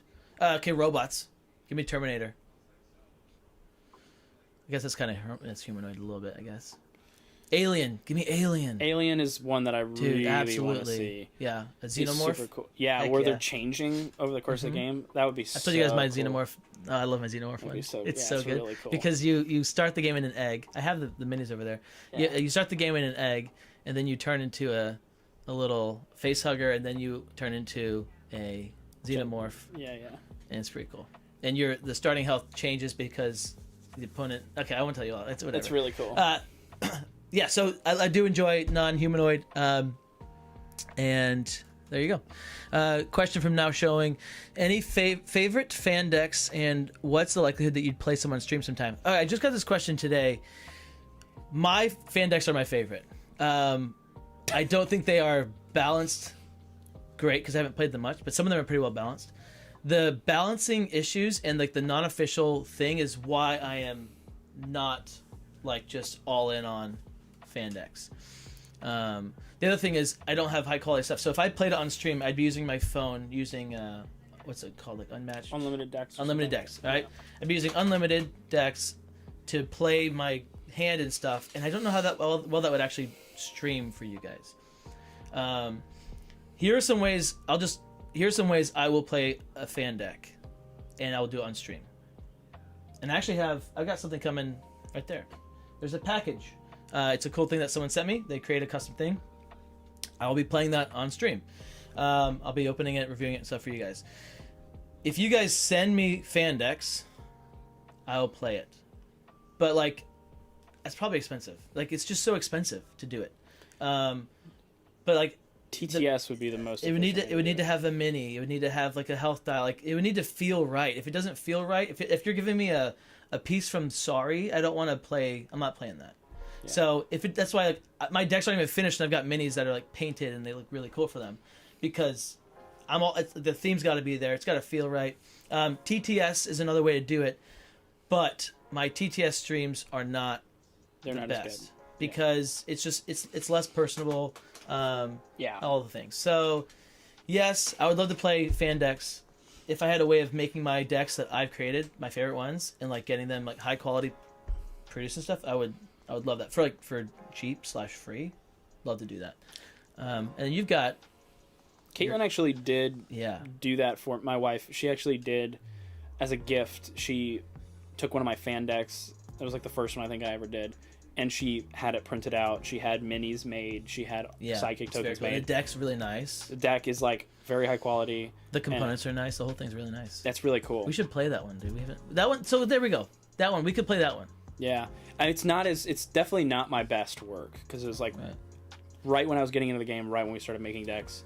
Yeah, we went through a phase and we started creating a bunch of decks. Yeah. And then we got in the competitive scene and then didn't look back. Yeah. If they were a couple ways I would get into it more would be if Restoration Games says, hey, this one is good, this one's balanced, this one's whatever official. That's one way. Which they've only done that as far as I know with the Brothers Murph set. But I'm not interested in playing that set at all. So I like the Brothers Murph. I like them. I don't know. I'll play their set if you guys if it came to me, I'd play it. I would try it out. And hope that I like it, but I don't know. They would have to say it's official because I've played way too many fan decks that have 1,000 sevens, you know, and 8s, right, and that's and just 9s, kinda... and you're just like, what are we doing? I've made sets that had I made 2 that were really really really strong. Jackie Chan was the most strong. Jackie Chan Adventures. Jackie Chan was incredible. Okay, and it was way too strong. He was way too strong. And so then I had to like go back in and revisit his whole thing and like undertune his ability and everything, and then I just ruined him. And I've not come back to him. It was insanely strong. And then my Winnie the Pooh's got some 7s. Winnie the Bear.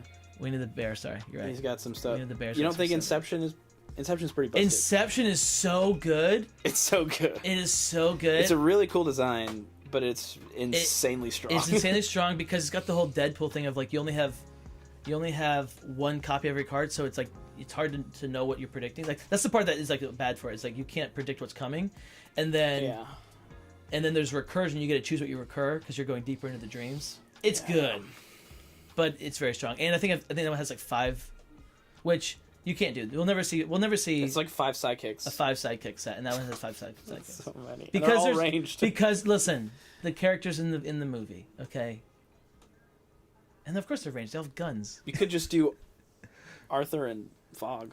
I know. It should just be Or 2. Cobb. It should be 2 of your. Arthur It should and be Cobb. like one of your teammates, whatever. But I haven't gone back and tried it yet. Okay. So now showing said, I usually use TTS and print and play. Also with the Mothman and Martian Invader hero decks, they've given approval. Right. I've messaged Gary. I believe I messaged Gary about the Mothman and Martian decks. I would play that as well. Like if that came to me, and That would be so cool. I would do that. I'm not sure if the decks are, if I can use the. I have to look at that. Is it print and play? What are we looking at here? I'm so excited If for that's your Strat litmus man. test, you should try the Mothman and Martian decks. Cool. Third this. Sweet.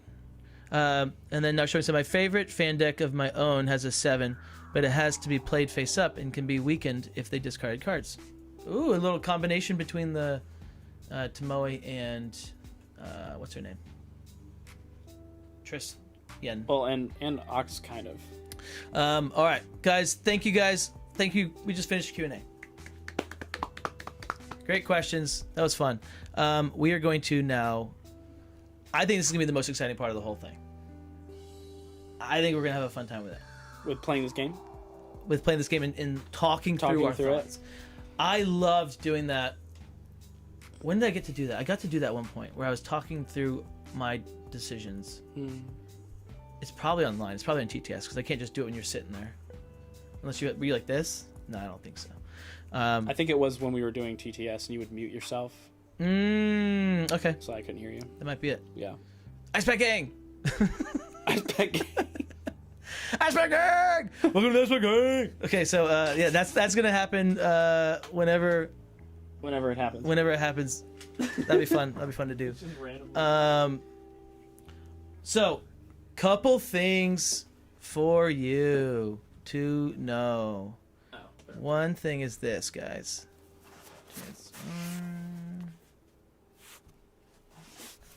I believe everything looks good besides that. Check it out. Look at what I was hard at work making.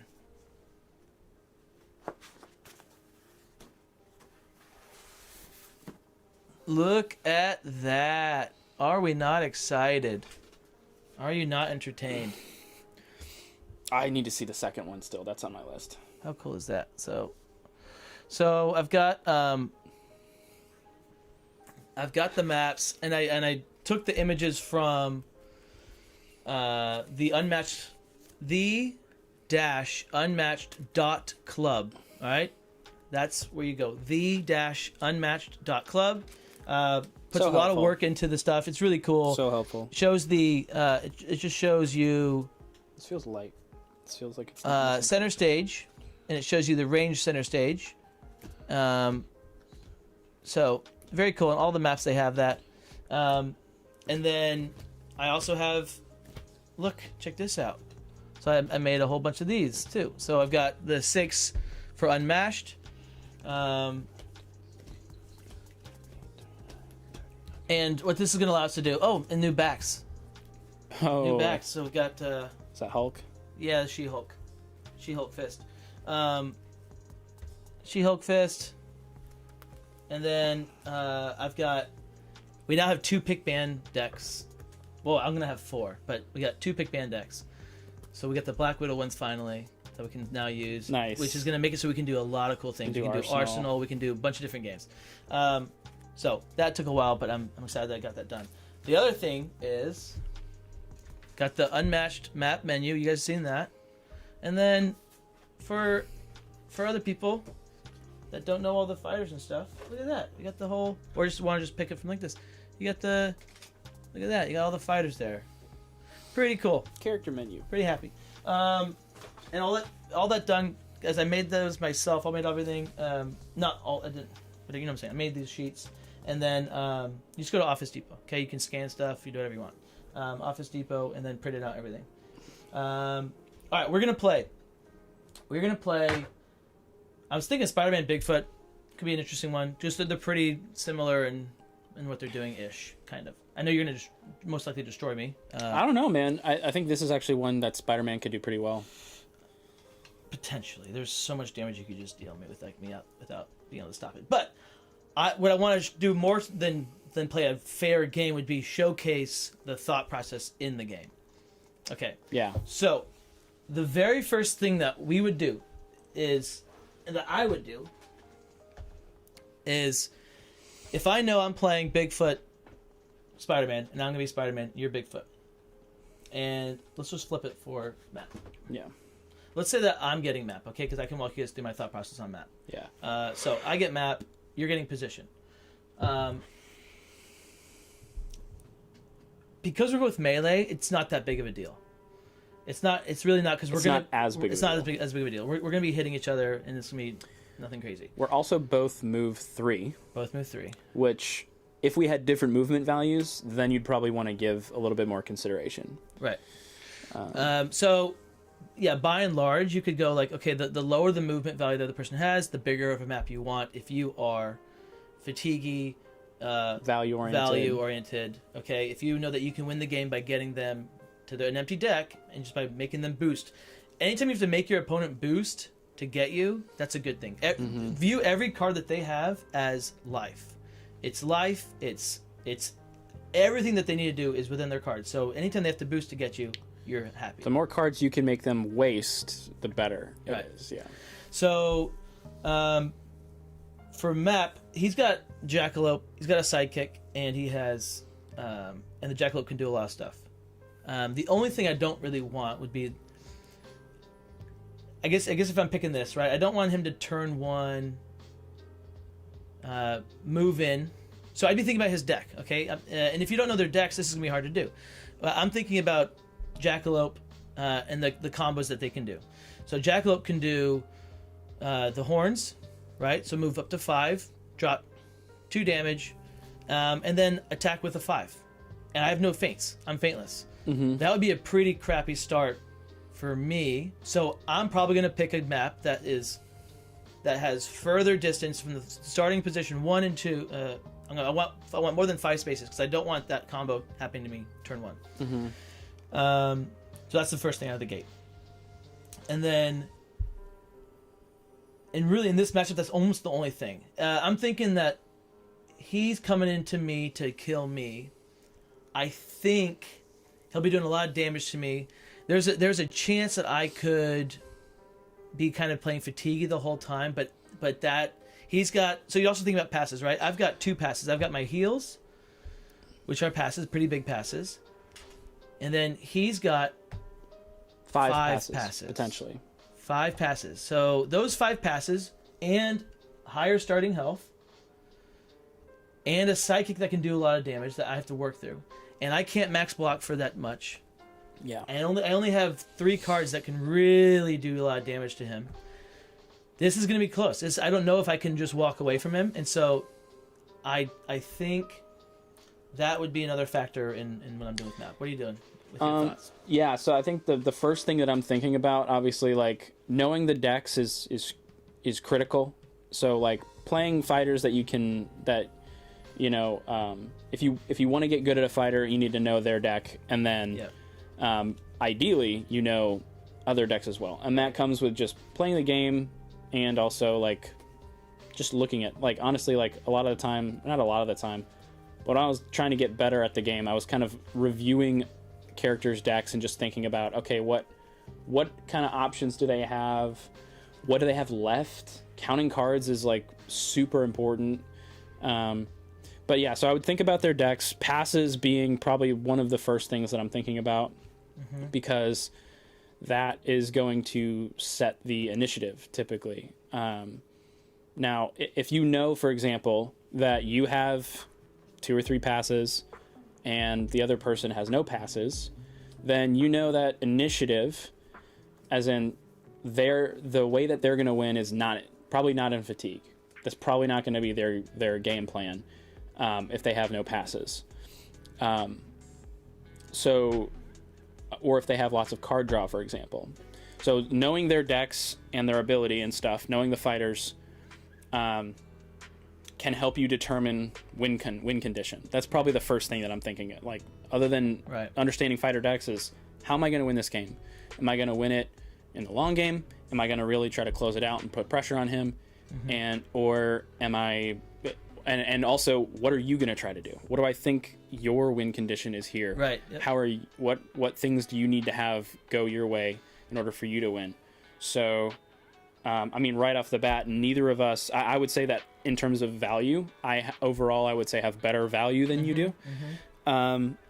And depending on how I use my ability, Bigfoot is he's one of the best fighters in the game because his ability allows him to play 2 very different games. He can play pure value and take the game like pretty long, and just if he can play all of his cards and not be drawing cards, that's great. He's probably going to win because he has 5 passes and is going to be doing tons of guaranteed damage to you and not be drawing off of card effects, really. Especially he can ditch certain cards like regroup. He doesn't have to play regroup if he doesn't want to. Yep. Spider-Man has a good amount, or he can also, if he wants it, because of his ability, he can line up card draw as well. So it's going to be kind of interesting. Now, because I know I have more passes than he does, I am probably thinking that fatigue is not what you're going to do. Now, you have healing passes, so you can heal for up to 6. And you can heal for up to 6 and play it as a pass, right?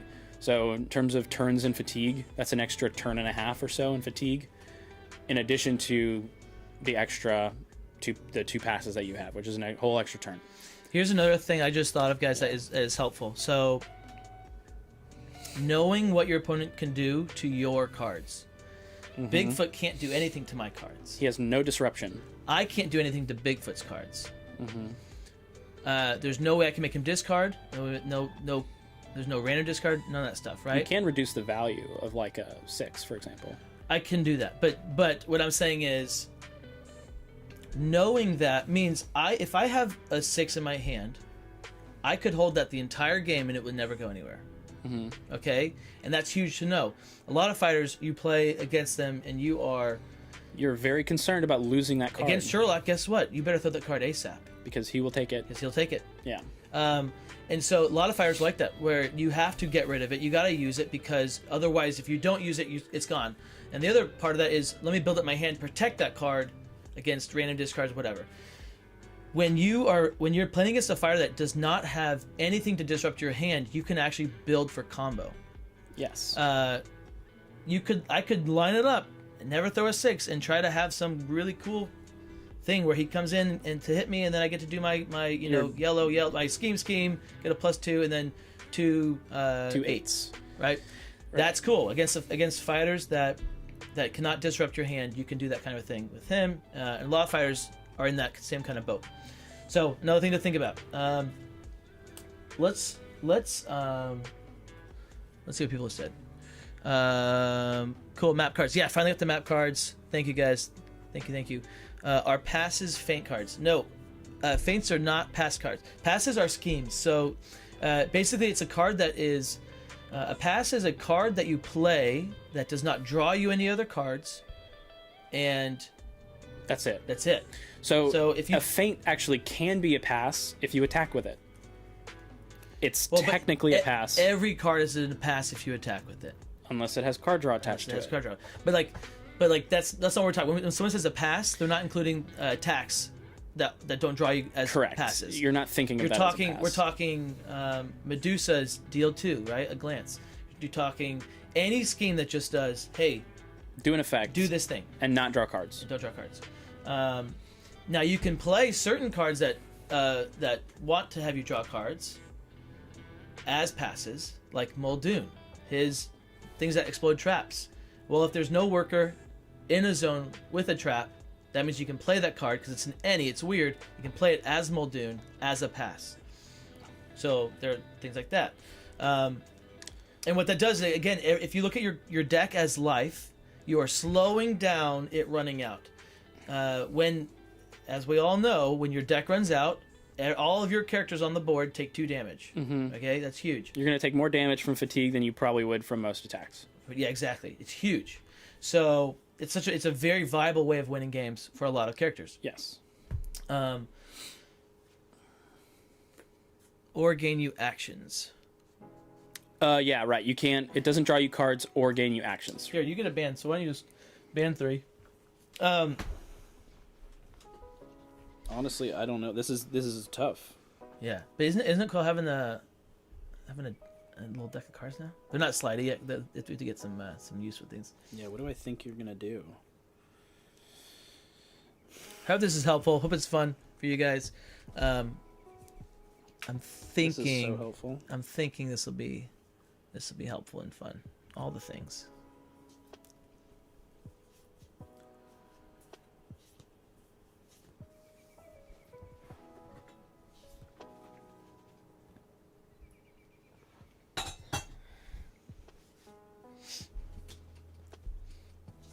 Yeah, now there's interesting. So I could Spider-Man really, I mean, he's an interesting fighter. He's fun. I enjoy him, but he's not great, right? At most, he can just like move in. If he's playing aggro, right, he's moving in and attacking once, right? Move in, attack once, move in, attack once. The one thing you have going for you is that my 5 feints you don't really care about for the most part. Mm-hmm. You know, Yeah, because my cards are so bad. Well, so that's another thing. If you're thinking through the matchup, right, guys? Bigfoot, you want to think about when would you use those feints. There's not much stuff of Bigfoot's that you want to feint. To be fair, that's what I'm trying to say. I meant to say the opposite thing. Okay, yeah. You get map and I get position. I get map, you get position. Okay. And when you have ranged fighters, you're thinking about a whole other thing. If you are ranged or if you're against ranged, you're thinking about a whole other thing because you're thinking about zones. You're thinking about zone cutoffs, and you're thinking about pockets. Pockets are the worst thing for a ranged fighter. A pocket is a single space or a space that forces the opponent to be adjacent to you. Because if they're adjacent to you, if you're a like let's think Hell's Kitchen for example, right? So Hell's Kitchen, if you go right there on that one spot, and you're melee in the opponent's range, and they have the initiative, meaning that they have to come get you. Mm-hmm. They have to come adjacent to you, and now you can attack them turn 1 instead of all the other or first action, instead of all the other times where you'd have to maneuver in and then attack the ranged person because they're far away from you. Initiative is going to be way easier to like demonstrate, I think, when we're actually playing. Yeah. It's pretty easy. So it's a pretty easy concept to understand, but yeah, those are the 3 bans. We can talk about why I banned these cards. Yeah, go for it. Yeah. So basically, if we're thinking overall strategy, right? Again, we're just playing. We're just playing. We did not care about winning this game. No, we don't. We want to win. We're going to try to win. Yes. But we're literally thinking out loud, so it's not. Yes. So here's why. So I picked 3 item maps because I know he really likes items, and it's not just being mean. Right. Know your opponent too. It's important. But especially if he's going, if I get position. Like obviously I want to go first, but an item map can make you, certain item maps especially, can make you question whether or not you want to go first depending on the positioning of certain tokens. So that's a huge thing. Like if the slushy, for example, is right next to like player 2, I'm going to have to really prioritize him not getting that. So I picked maps there, and also these are maps where he could increase his value both defensively and offensively against me. This makes my cards better if exactly. So he can make his cards bigger against me, which would really help him. And also like Hell's Kitchen and Navy Pier both have healing tokens, so if he's able to get those somehow, then he could be healing for more than he already is. So he's really like a 21 health fighter if you're counting 6 healing. And we can assume that he's going to get all 6 healing off because I have no disruption, right? There's no way I have to actually get stuff out of his hand. I banned Sanctum also just because it is a little tight, and if I did want to use Bigfoot's ability, I don't know that I do, but if I did want to use Bigfoot's ability, Sanctum would be very difficult to do that. And also, it could be very difficult for me to protect the Jackalope, right? The Jackalope is pretty essential for Bigfoot a lot of the time. You want to get good value out of the Jackalope, and Sanctum just makes that really, really difficult. Yeah, that was my thought process for those. Cool. All right, so Yeah. I'm looking at...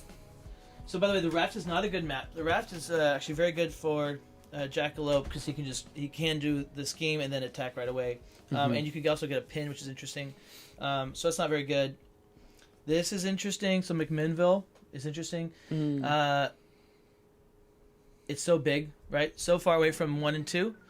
The problem with it would be that there's the pockets, and then there's a lot of zone cutoffs, which means that Bigfoot can position in a way that gets him his card draw whenever he wants it. And so I don't want zone cutoffs. I want a lot of open zones. You want bleed. A good range map would be nice for me. And so I'm leaning towards Point Pleasant because we still have the far distances, but a lot more shared zones makes it a little better. We don't want to do something like the Bronze. We don't want Raptor Paddock, Baskerville. No, we don't want Baskerville. Right. So we don't want Baskerville because of the pocket, right? So this is the pocket. I can put either Bigfoot or Jackalope there. And use the other person to body block because I'm a solo fighter and I'm melee. I have to come in and attack. If you're sitting in the library and you put the other guy right there, then you're just safe forever. Right. He's going to have to go through Right there. my guy. I have to kill the person in front of me. And so this works really well with Jill, Trent, and Daisy. Jill can protect Daisy and vice versa. Sherlock Watson. Achilles loves this. You put Pat out in front. They have to kill Pat first to get to Achilles. Now Achilles gets big and he's excited. That works with Sherlock and Watson. Basically anybody with sidekicks. Little Red and but I'm like the ones that are really important because It's actually amazing for Wukong also, because you can just keep summoning a clone there. Right. And you only have to have one clone on the board, unless you're trying to get Phoenix, obviously. But you only have to have one clone on the board, and they're having to spend infinite cards trying to get through one clone. All right, there's probably a better map out there, but let's just go with Point Pleasant because it makes sense. So we'll try it. So can you go grab Point Pleasant from there? And we'll need our... Oh, I thought the decks were set up. That's right. We just gotta shuffle them. All right. So There's half of it. Anthony Garcia said Spidey has high attack values, has high value attacks all around. So feint is not great for defense for Bigfoot. Exactly. That's kind of what I was trying to say. Right, like a handful of printed 4s and that kind of thing. And that's the thing too. Is like my printed 4s are pretty good, but it's also he can really count guaranteed damage there. And because this is a friendly one that we're just talking out loud. Right. Again, I will tell you guys even more things, which is, oh man, this is going to be interesting. Let's see. So for what O-Town should be thinking about, because of my matchup, because of who I am and who he is when should he use his feints? Like Anthony said, the best time, the only time he really cares about it right now, you could say that he cares about it if I have a low hand count and he doesn't want me to draw cards. You could argue there. You could assume that if I'm attacking when I have a low hand count, that I'm drawing cards. So you could feint that. In which case it would be the 2 most likely, or the 4. Or if I don't want you to move, like if you're gonna thwip, if I want you to stay there. If you want you to stay, you could do that too. Or if I think it's a shift. Right, that's the most important one. And so what I was gonna say is, if Spider-Man starts adjacent to you and attacks you, guess what? It's not the probably shift. not gonna feint. So yeah, don't worry about that. If Spider-Man moves into Bigfoot and attacks, that is now a shift potential attack, so that is a more likely that you could do your a feint is better there because now the shift is online. If the shift is not online, don't worry about it. You know? Yeah. Make sense, guys? The other thing is too is that if it's a 6, you knowing that like you might throw a feint here because the shift is online. You know, you might throw the 6 there because I think you're likely to feint, and so I'm going to punish that feint by dealing you 4 damage over the top. Mm-hmm. So that's a big thing. The other thing that I'm thinking about also is that I have to tell him my values, and so it may actually prioritize what attacks. So a lot of times Bigfoot just kind of wants to throw his logs when he gets them, just trying to close out the game. Not always, but sometimes. But he's going to know exactly when I'm throwing a log and is going to potentially be able to mitigate that damage, and I'm not going to get full value out of the log. I'm only going to be doing 2 instead of when I could be doing 3. And so I may prioritize actually throwing like a 4 value attack because I have a zillion 4s in my deck. And so it's going to be a lot harder for him to know what I'm attacking with. All right, sweet. Okay. And like if I regroup bait, right, he's going to know if I regroup bait. That's a big thing too, is like regroup's going to be kind of a scary card to play here.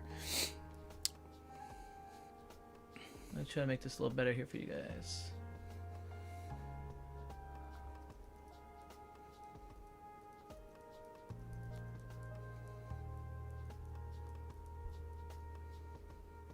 Oh, interesting. So that's blocking. So that was what was okay.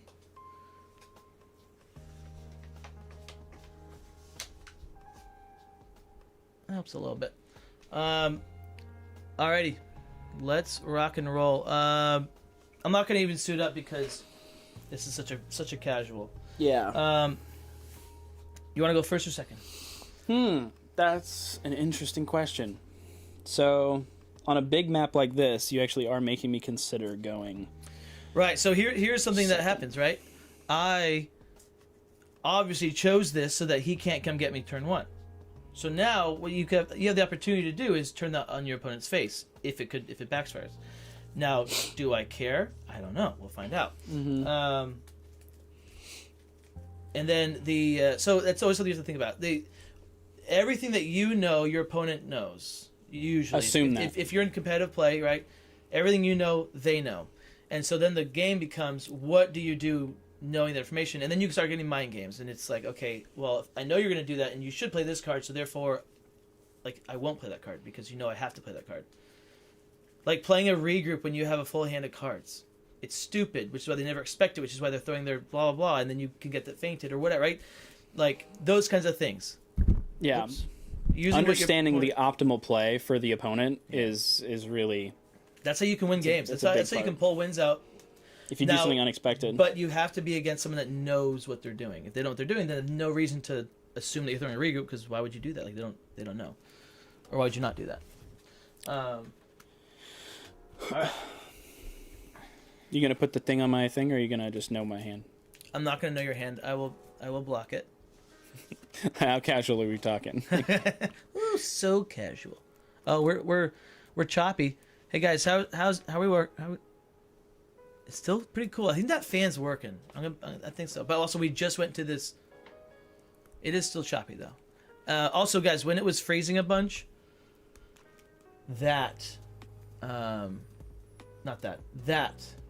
camera was not plugged in. So we have an extra camera now. So that could be... I improved the quality of things, but then I decreased the quality by adding another camera. Okay.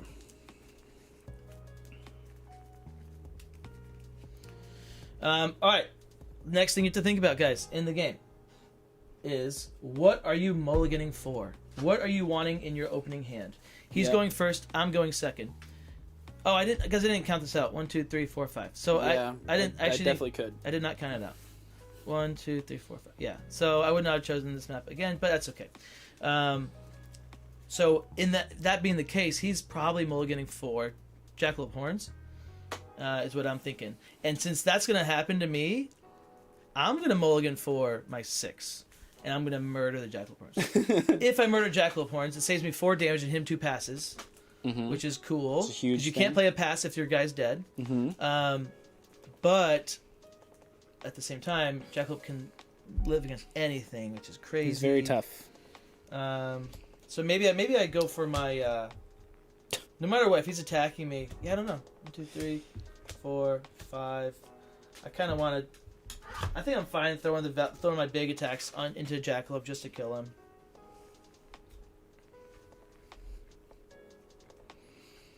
So we have to decide if we're gonna mulligan here. Yeah, sometimes like your fighters are definitely mulliganing for something. But also you might just be happy with the hand that you get. You might just have a really solid hand. So I can't find my coin, but I'm ready. you don't have your coin? I can't find it. It's okay. Interesting. You ready? Okay, yeah. I'm gonna mulligan. I am too. I had all 3 regroups. Yes. Okay. Let's look. So I had a feint, which we've already talked about is not great into Spider-Man. I did have a shift, which is okay. He's gonna know what it is. It's the only 3 value attack I can throw. Right. So he's gonna know what a shift is.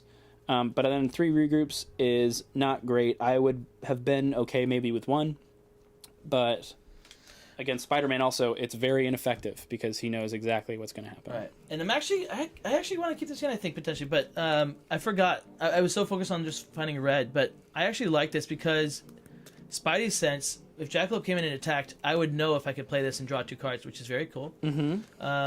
And also this one, I could play this to stop Bigfoot from using his ability.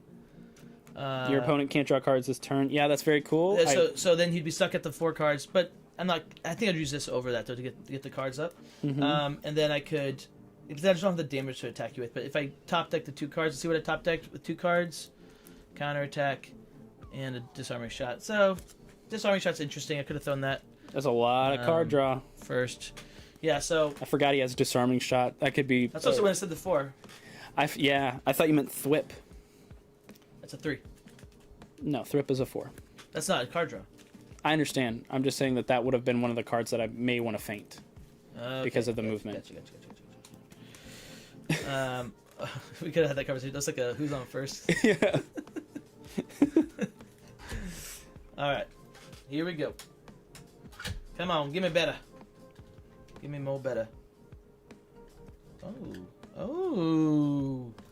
By the way, guys, when in doubt, just play a character that you just love the card art for. Spider-Man's card art is absolutely beautiful, absolutely glorious. You may begin. Okay. Hey, you want to hand me that Point Pleasant thing? Do I want to? Oh, so now this is. By the way, I knew this was gonna happen.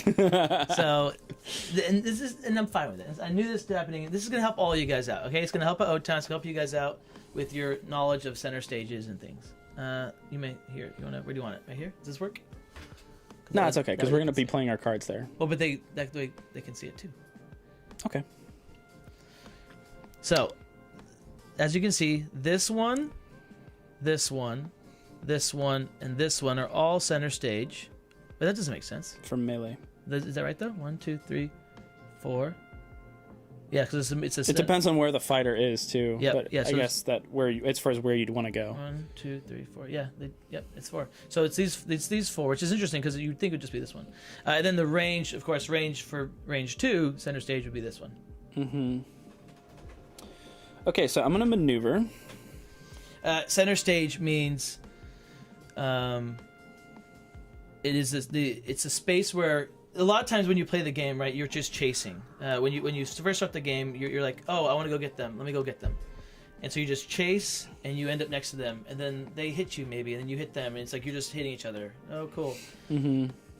But if you ran and chased me and just ended here without pinning me, I could literally just walk away back to this corner, and now he has to boost in to get me. So that would not make sense. That would be a bad decision.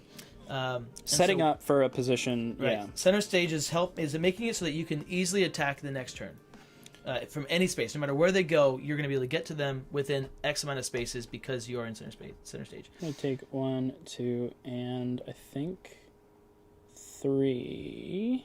Center stage changes when you have more than one fighter. You don't have to think about it like that anymore. Because, it depends, yeah. Because in a lot of things, right? But so right now, also, initiative is currently on me because I am ahead in deck, and I'm at a hand of 7 cards, which means that if I don't want to overdraw next turn, I have to attack him. right. So that's something important to understand. He knows that I'm setting up, I'm positioning in a way that I'm probably going to attack him. Yep. And that's why I'm positioning that way also, so that he can't run away. Notice how I blocked off with Jackal up there and forcing him to make a decision. Who's he going to attack? Is he going to attack Bigfoot or Jackalope? Yep. So here's a little thing for you guys. I'm going to maneuver, right? I have to maneuver. I could play a heal to not do anything. That'd be stupid, right? Mm-hmm. But I'm going to maneuver. I think too many times I see players do something like this. Let me move to there and attack, right? Mm-hmm. But it'd be better to like do this and attack there. Because if I do that, Why is that, Eric? I have more options now. Like I'm now, instead of it just being like, oh, if I go there and attack, it's like, okay. I mean, you could be bouncing to there, but it's like whatever. You're just gonna get pinned. What are you doing? You're showing more options. You're showing like I can do more things. If I go here, I can bounce to the brown. I could bounce to the green if I want to. It's still also potentially a shift. Yeah, so he's making everything online now. Thwip now makes a lot of sense because of I got to the that zone spot. coverage now. Also, I'm further away from Jackalope, which is always nice. So now Jackalop's not a single maneuver to get to me, which I don't want him to be. And then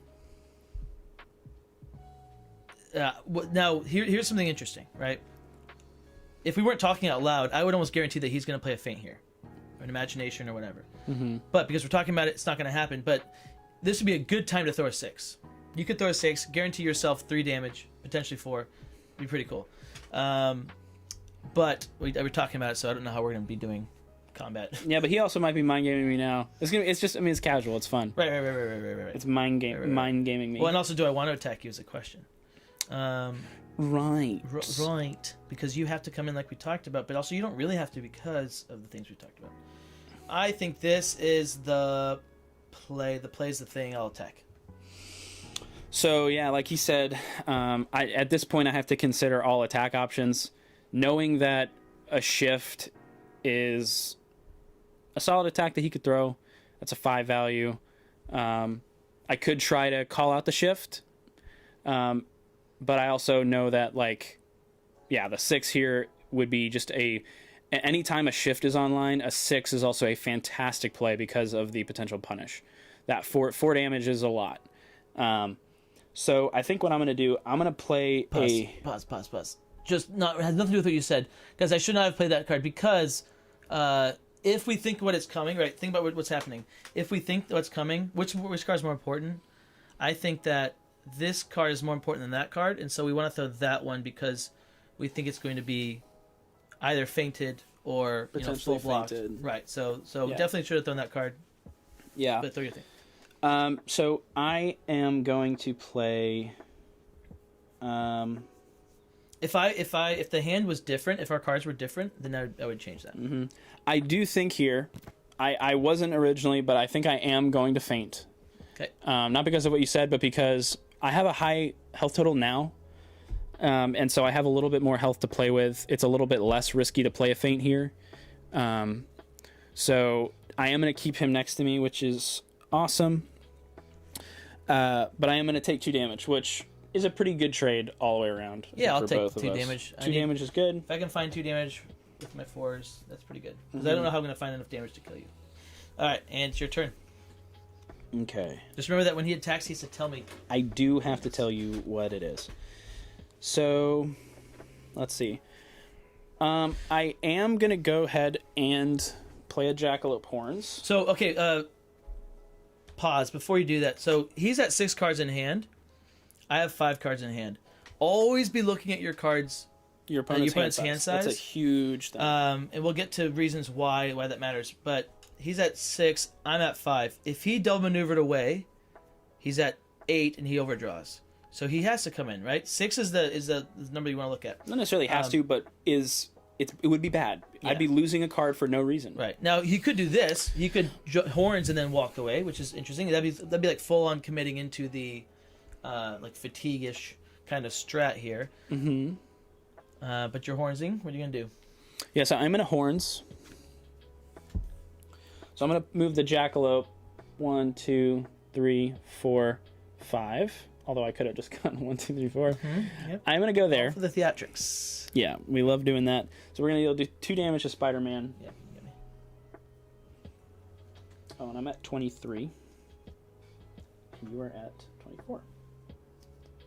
Okay, laptop feels good. This is good. This is It's good. guys. It's good.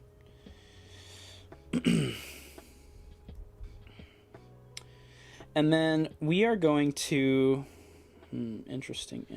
Hey, City Runner, if you're ever here, let me know in the comments because I've shot you a bunch of messages, and I've not heard back from you.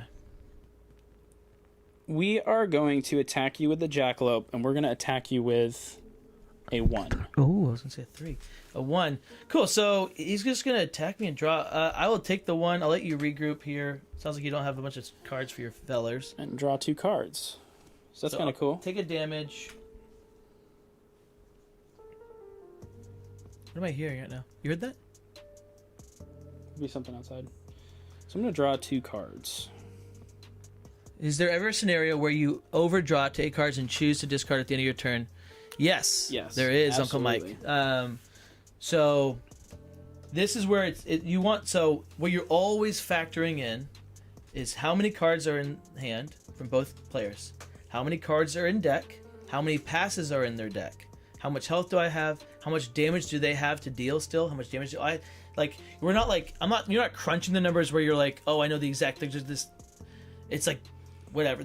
You just know those things so that you can be factoring those in and thinking about your win con and all that stuff at all times.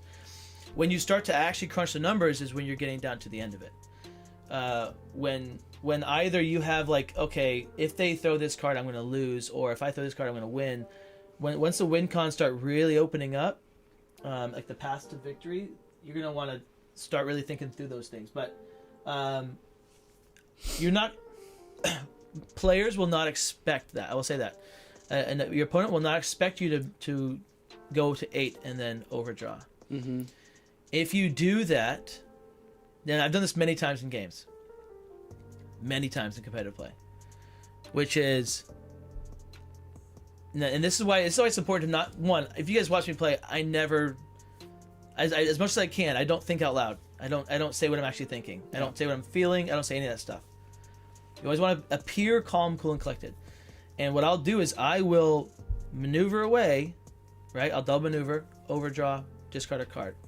If I feel like my opponent did not crunch the numbers, and so then they feel like, oh wait, I guess I have to go in because he figured crunched the out numbers. something. Right. Yeah. Captain figured it out. He figured out the win con. He walked away, so now I have to go in because he must have mathed it. I must be missing something or whatever, right?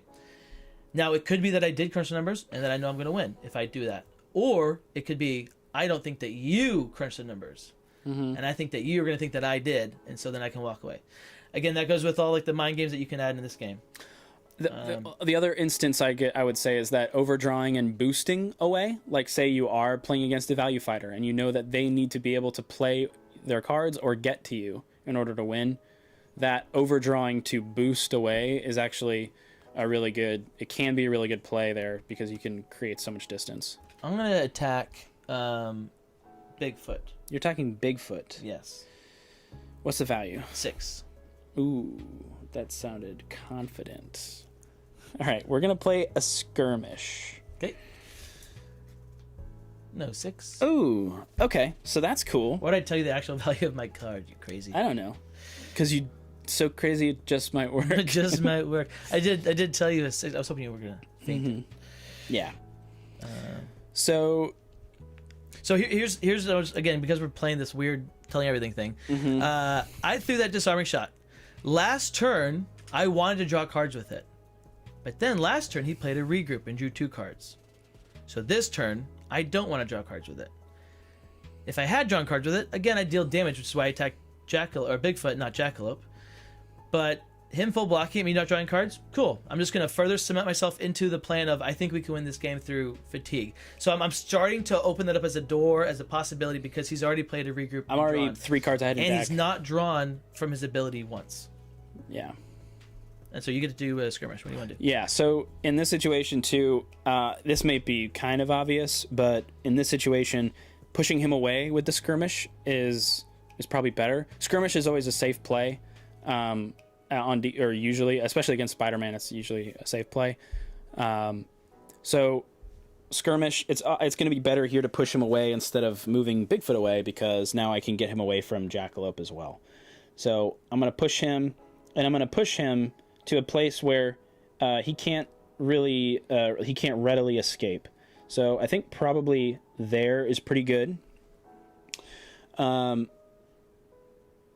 I haven't exactly mathed it out or anything. Is it a really good time to talk about positioning? So yeah. This is interesting, and so what I'd be tempted to do. I don't know if it has one. It does not have one, which is good. It does not have it. Doesn't have it. Yeah, doesn't have it. So what Bigfoot wants would be a pin where he's out where of the he zone. is out of the zone. And so you're looking for things like this, right? These. Well, no, that doesn't work. Yes, this. No, these are not the one we just described, but these are pins. Oh, right? a pin where you could get a two-person pin. A pin. But as you can see, every single pin is not the zone thing. And so because of that, it's fine him using a skirmish here.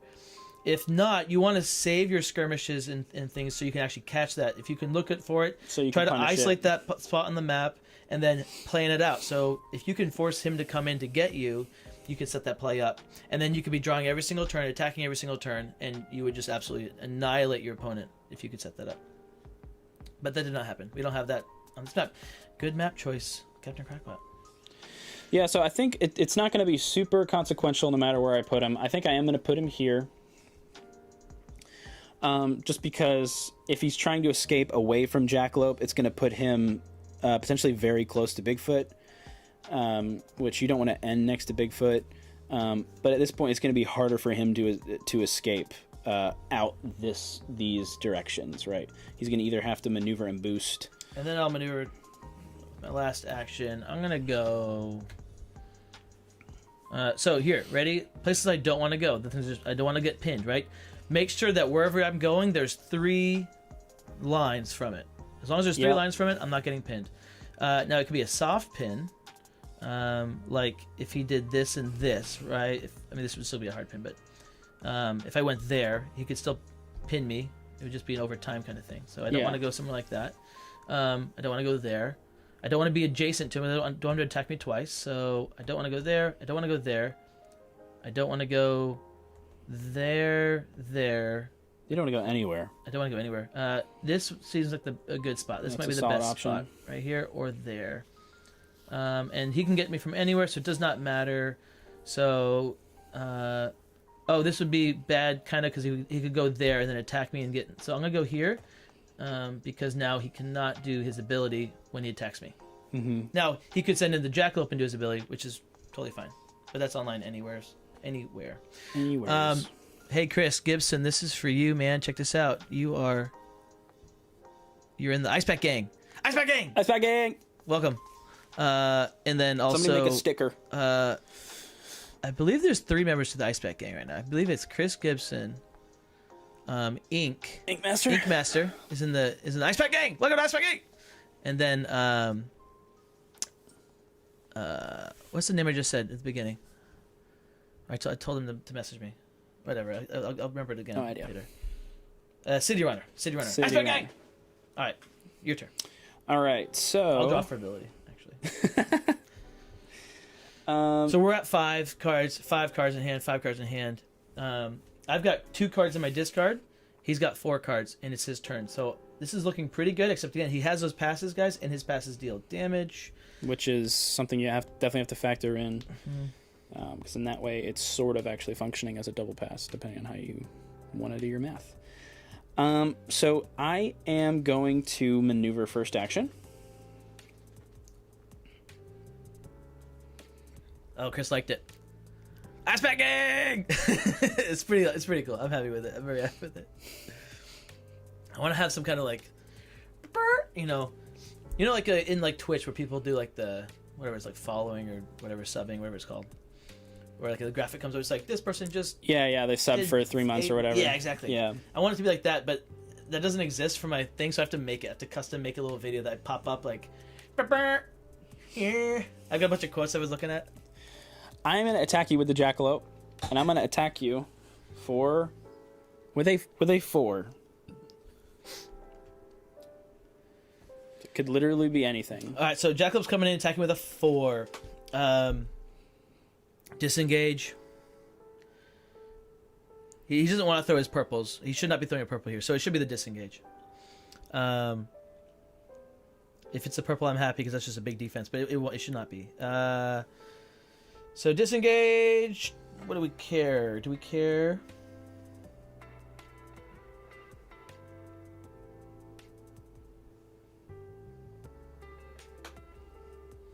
So check this out. Here. Ooh, that's kind of cool. Yeah, so I'll take a damage.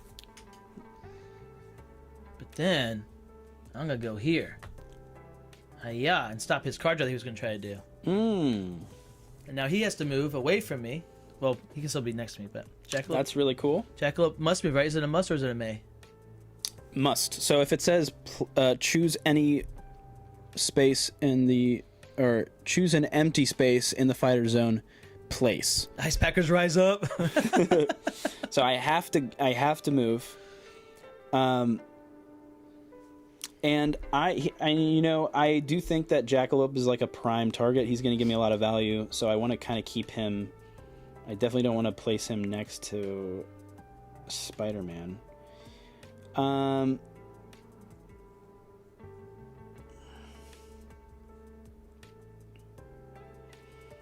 Yeah, so we're going to place the Jackalope, I think there is where we're going to place the Jackalope. Okay. So guys, this would be a really good moment to drop double scheme 6/6. Boom. Okay, be awesome. The odds of that happening, though, Not good. pie in the sky. Right. Well, it's not pie. Just this early in the game, it is pie in the sky. This early in the game, we only have Unlikely. We've only got through 8 cards. It's not going to happen. It's important to know that could happen. Right. Though. I will attack the Bigfoot. Okay, I am gonna play a hoax. Okay. Always a good defense to play. I'm playing a snark. Would you like to leave or stay? Ooh. Well, I'll talk to you later in a second.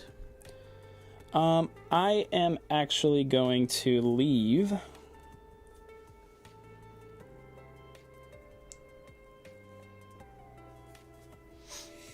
And where do I want to go? Is the question. Where do I want to go is the question. Center stage is always good because he's not moving me. So I think center stage there is good. Initiative is still definitely on me. So I don't want to go too far away.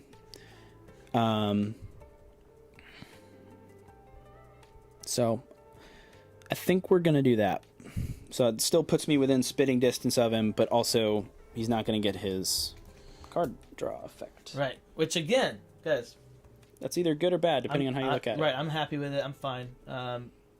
So I'm happy with that, and then I will maneuver, and I'll go because Spidey has a lot of card draw. Mm-hmm. I'll go down to here. I'm gonna go down here just because it's different. Because it's different. Jackalope is 5 away, so he can do his ability or his scheme, but that's it. Like he's gonna scheme me and then attack me if he wants to. Bigfoot can come get me. Mm-hmm. I want to keep Bigfoot coming in if he has to. So I'm kind of playing a weird game of just running away from Jackalope. Usually you want to kill Jackalope right away. I don't think Spider-Man I don't think he has enough damage in his deck to do that. Mm-hmm. To do him and Bigfoot. So I think this is my game plan for now. Mm-hmm.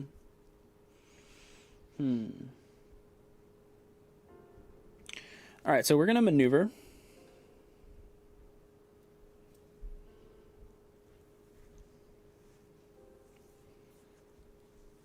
and he's doing a good job of positioning, so I can't just like start using my ability if I really wanted to. I want to maneuver. We want to keep Jackalope relatively close, but also safe is better than not safe, because he is going to be pretty important. So that's a pretty good spot for Jackalope. By the way, what this tells me, guys, if I see my opponent doing this, is that it's kind of weird. It doesn't feel like he has a lot of defenses for him, but all the defenses that he can play, he has too. So this is kind of weird to me. I'm guessing maybe O-Town's looking only at like regroups and feints in his hand or something, or imaginations. Like, I don't know. Like it doesn't seem like he's got I don't think he has 4s anymore, and so he's scared of like a 6 or whatever. But I'm not sure. That's what it tells me. So if you are trying to get your opponent to think that, that's a good thing to do. Mm-hmm. A lot of times you can show weakness to ambush your opponent. But also, okay, so here, before we even continue, this is something that happens all the time. And so if you do it, make sure you're doing it on purpose, because it will happen on accident way too many times, which is this. If, let's say that I am anywhere, right? And I maneuver. It's usually when you have like no cards, right? So let's say I have no cards in hand. If I maneuver and then consider boosting with 1 card in hand, that means I have 0 defense. Or not 0, but not great, or potentially 0. And a lot of times people will do like this. They'll go like, I'll stay there. And like, oh, they definitely hesitated. They thought about the boost. You saw it. You're like, okay, so then you're dead. Like, I'm gonna come get you. Yeah. So you can use that again. Use it to your advantage. Bigfoot is going to attack you, and it's a 4. Did you maneuver it? Mm-hmm. That's your second action. So maneuvered. It's a 4. So this feels like a savagery, whatever it's called. So I don't want to take the extra point of damage. But also, he's got 4 cards. Guys, I think we do this here, and we say screw it. We take that extra damage. I don't even care. I'll throw that. So I'll take 3. Yeah, so that is also why I played the savagery. I thought because he knows I'm going to play the 4, and he might be trying to catch up. 1, 2, 3. In deck. And so we could punish that with an extra point of damage there. With the savagery.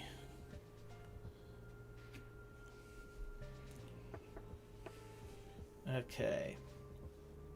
So let's see what he's... Let's see. What are you gonna do, man? What you gonna do? Do you have the things? My initial gut was that you didn't have the purple 4s. Because of what you did with the Jackalope. So I'm gonna say that we're just gonna stick with that gut. Even though you have so many purple 4s, I'm gonna stick with that read. And because of that read, let's go crazy here. I don't usually do this, but we're just going to go a little crazy here. I'll play my With Great Power. I'm going to draw. Yeah, so fatigue is now almost out the window. Not necessarily, but almost out the window. Then I will attack. Okay, so his attacks are now +1. What do I think he's throwing here?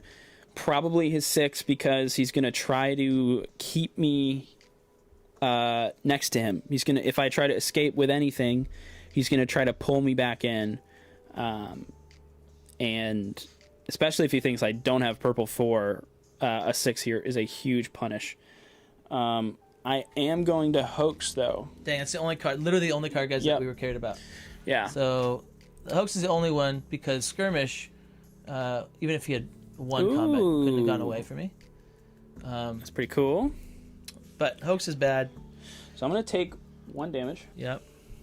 But that's the second hoax. That's the second hoax, which is a big deal. And then I am going to move Bigfoot. But overall, guys, not a good use of the Great Power. I was just hoping that he didn't have a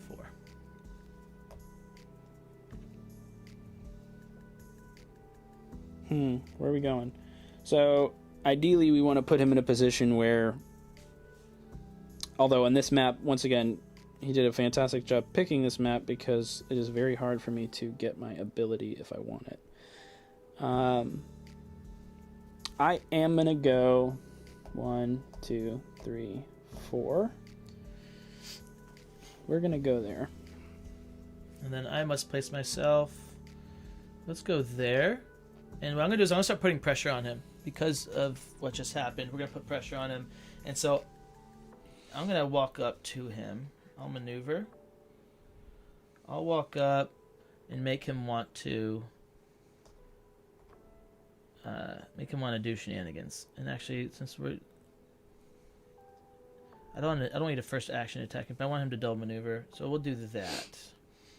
And it's your turn. Okay. So you're now at 18 cards. You're kind of evened out at this point. I've got 7, 12, 18. So I'm going to maneuver.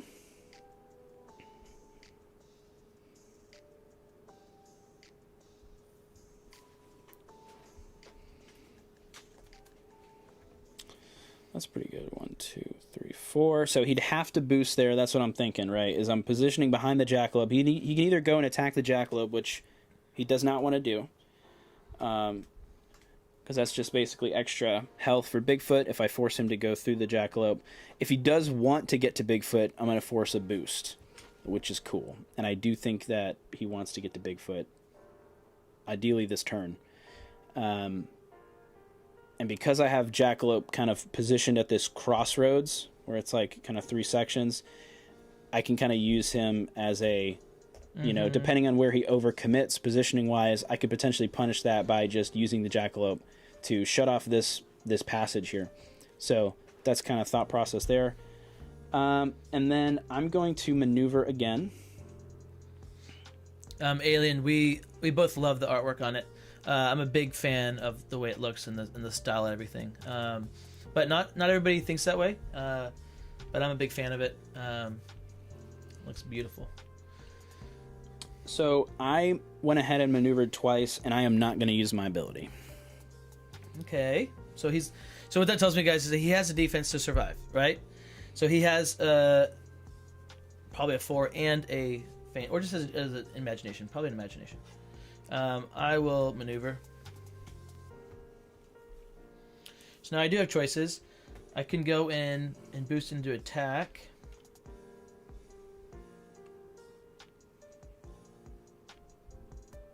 Or I can make him play a defense on Jackalope. Is it too late to commit to Jackalope? I'm not sure. I think we'll go in. Let's go in. And let's attack old Jackie.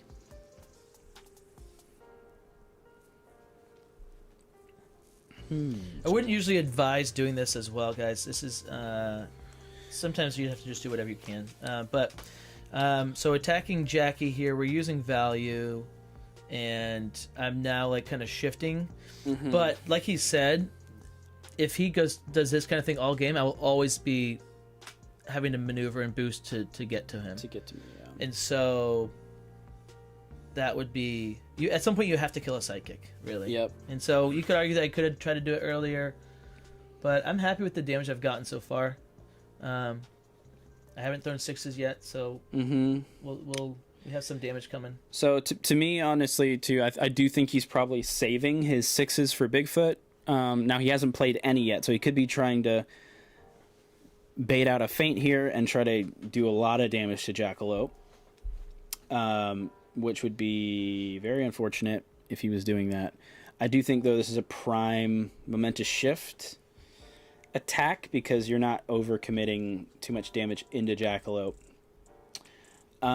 I think we are going to probably feint this because I do think it's a shift. If it's a 6, well played. Nope. Nice. Okay. Yep. For the reasons he said, correct. So I'm gonna take a damage. Take 1 damage. It's a good combat interaction for us. 3 feints are left, but again, not that crazy. Not that good for that either of us. Yeah, your turn. Okay. So now we have a difficult decision. Do we double maneuver? and lose initiative, right? Or potentially lose initiative, because if I double maneuver, I go up to 6. He double maneuvers, goes up to 7, and now I have to go get him. What I would do here if I'm him, I don't know what his hand looks like, but I would attack with Jackalope, and then I would maneuver, and I would put him like there or there. So if you go and attack with Jackie, and then you move to there, again you have still the same, forces, right? You're forcing the boost in to get and it to gives him. me the option of ability if I want it. Exactly. That is what I was most likely going to do. Like that. Same thing right there, right? You go there, same thing. 1, 2, 3, 4. So, and actually, do either of these force open up a pin? Because that would be the next thing you could look at, is trying to force a pin, but I don't see it. I don't see one either. Okay. So I am going to go ahead and attack with Jackalope first action. It's a 1. And it's going to be a 1. Yeah. Yeah. Makes sense. Feels like a very good regroup. Even this is why Spider-Man's ability is not great, because this feels like a very good regroup situation, especially for kiting away. You can't draw cards this turn. So he is going to shut it down. But that is it's a huge block. It's a huge block, which we are very okay with. I did consider that as an option. This is cool. It actually kind of gives us an extra pass here. And so I am going to maneuver now. Without drawing cards. Yeah, without drawing cards, which is... And no ability. Interesting. I do think that we probably want to...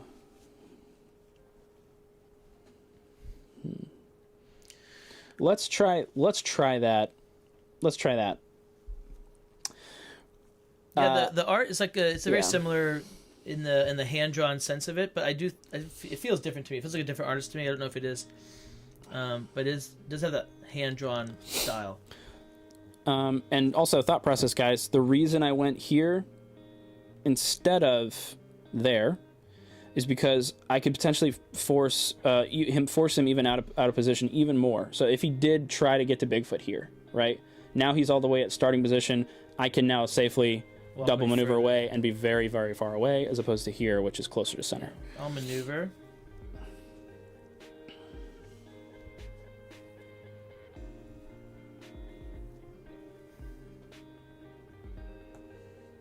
I think we'll just keep going for Bigfoot or for Jackie. Yeah, I think we just keep going for Jackie. Mm-hmm. Because at a certain point, it becomes difficult to defend Jackalope. Yeah. Or a bit risky because you're starting to play playable cards.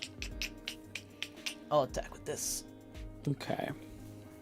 So, could be another shift. Could be trying to punish, thinking that maybe I have another feint, and so he's throwing a 6 here, trying to just kill Jackalope. Also thinking that because I played the regroup last turn, I'm trying to draw cards, and so the likelihood that I have a defense here is potentially low, and so you might be trying to either go for a perfect kill with a shift or a like a 6 to just really force damage. I am going to play defense though, and I'm going to play Adjust Your Imagination for Jackalope. Okay. So the reason why I would not throw a 6 there is because I don't want to deal 4 damage on a 5 health person. That makes sense. I will throw it if I think there's a chance that there's no card in his hand of defense. Then I'll go with the 5. Not that I have a 6, but I would not throw the 6 because I don't want to get you down to 1 health. What's 1 health, right? Right, that's tough then at this point. So that's why I did not.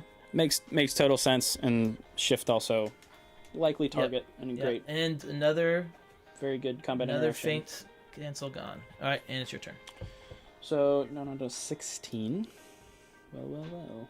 How the turntables. How the turned tables. So this is gonna be a classic double maneuver turn because I am very low in deck or in hand. I'm going to maneuver. And you see, like this is just something that happens in the game, right? Where you got low on defenses, low on cards, overall everything, and I'm just coming in attacking. At some point, that is going to shift, especially if I have to boost in or something. Mm-hmm. But at some point, that's going to change, and then I will have to, and then maybe he'll start coming at me, or if he thinks he has a locked-in fatigue, he can just win that way as well.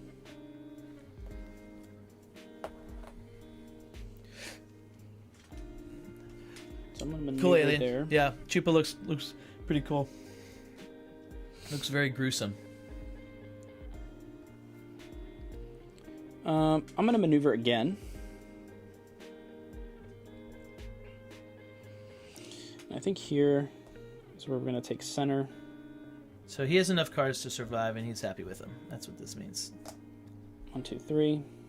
Make it hard for him to get to Jackalope at this point. Kind of alternating your fighters is going to be cool. Makes it hard for them to take him down if they're trying to focus one down. So now I'm down to 15. What am I at? You're at 16. Do I want to use ability is the question. Do I think he's coming in this turn?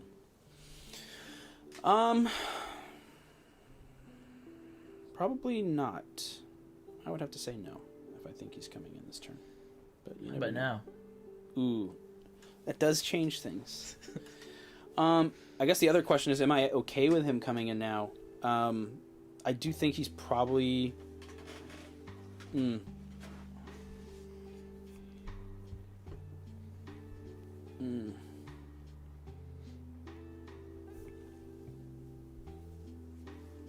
Dude, computer's staying cool. It's good. What time is it? I am not going to use my ability. Okay. We're not desperate. I'll maneuver and make you rethink your life. I'll go there. Hello. Hello. So, what does he have? What does he think I have? What's he doing here? What's he expecting? Right? Those are the questions you have to ask yourself. What's he expecting me to throw?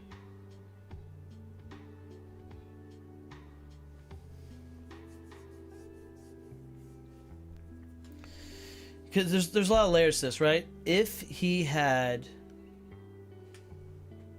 Take an ability. if he had taken ability, he's saying that he needs to draw for defense. But also, he wouldn't be here. If you're drawing for defense, you just walk away, right? You just literally walk all the way away, and then you would be better. He went somewhere where if I'm going to attack Jackalope, I have to be adjacent to Bigfoot. And so I think he has 2 6s. I think he's got 2 red 6s in his hand. He wants to just double 6 me and try to win the game. I think that's what his mindset is. And so he might not have defenses, but he just thinks he can beat me. That's a very interesting, because you did this to save him. And he's got low health. This is interesting. But I think I'll attack. We'll see what happens. We'll see what he does here. Yeah, so this seems like a prime push away, potentially. Get me away, deal some damage. Now, also, you've already played one with great responsibility. You might want to be creating some distance here. Could also be the last shift. That'd be surprising. What are the odds you have all 3 of them right in a row? Also could be just trying to draw cards here. Potentially trying to even up the health totals a little bit. Keep some aggression going. That's interesting. Interesting. I do think it could be the 6. But I think we're okay with this, especially if it stops you drawing cards. And if it's the shift. So we're going to play another Imagination. Cool. It's 3 damage. Yeah. Bleed. Ouchie. No one makes me bleed in my own blood. 1, 2, 3. So there's one of them down, Right, but he down is to 10 now health. stuck there. There we go. And your turn. All right. I am going to attack you with Bigfoot With a 6. with a 4.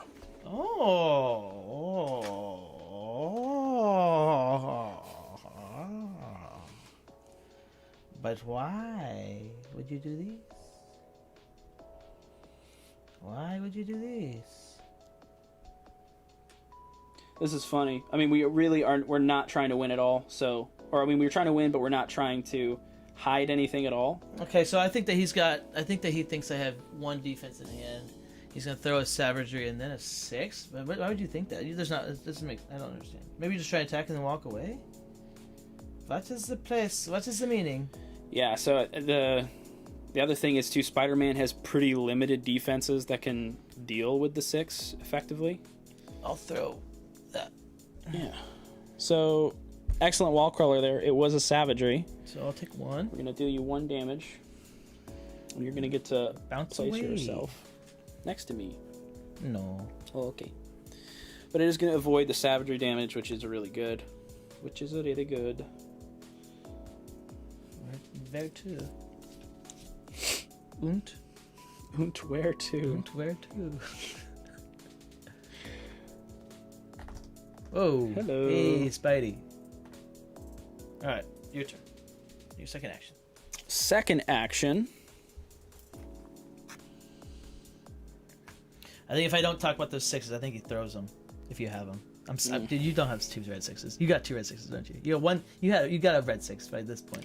I'm gonna maneuver.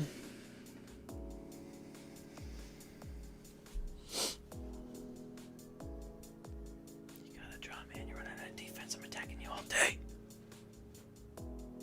You really are. It's interesting. I've attacked you so much. You have one feint left, and then you got 3 4s.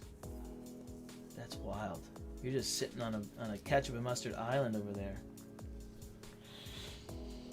So we're gonna go 1, 2, and 3. And we're gonna go 1. No. We don't do that. We don't do that here. We're gonna go 1, 2.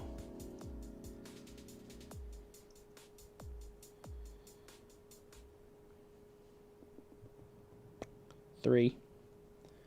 1, 2, 3. Okay. I think that's a little bit better. And force him to commit to one or the other. Force a boost if he really wants to attack. And I am not going to use ability. Oh, really? Just doubling down. Like Dublin. I'll maneuver. Daddy Warbucks is coming in. Mm-hmm. Nah, I don't think I have to. What's that count to? 14? He's got some healing passes that he can I do. got some healing passes. So in all reality, guys, I just don't want to boost with any of my cards I have right now. And so we're gonna take center stage, and then we'll come in. We'll try to come in next turn, which I would not be telling him in a real game. Yeah, no, that makes sense. You're taking center stage is a sign that like you're preparing to attack. Yeah. In the next turn or two. And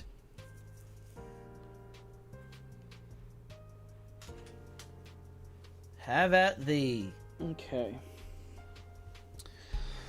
So, let's see.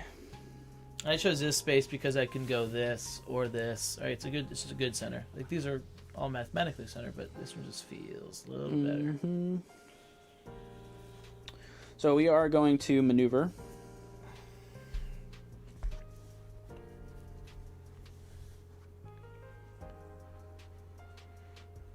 I think Jackalope takes one. He's right. Thank you. Thank you. From what? The savagery. You're right. It's any fighter. Each fighter adjacent. Yep, and I left, but you're. Gosh. Thank you, Zach T. Coming in clutch. You're so right. Oh my gosh, you're right. I thought it was every opposing fighter. That's crazy. You wouldn't think that. I would. Exactly the kind of person I would think that. I think I'm down to 13. Hey, I'm not able to see it, guys. How many people are watching? We had about 25 during the first 2 segments. Who's watching right now? How many people do we have watching? So I'm maneuvered. We're gonna go 1, 2, 3. Then we're gonna maneuver again.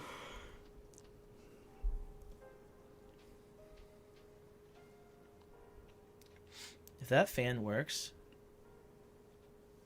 which it feels like it is, if that fan works, guys, it was only like, I think $13.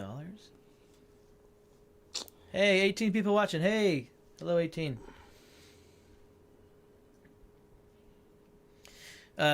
Good questions so far. Keep posting your guys' questions about like whatever, like hey, what about this? When would you do this? Why would you not do this? That's definitely helpful. And then I will not use ability.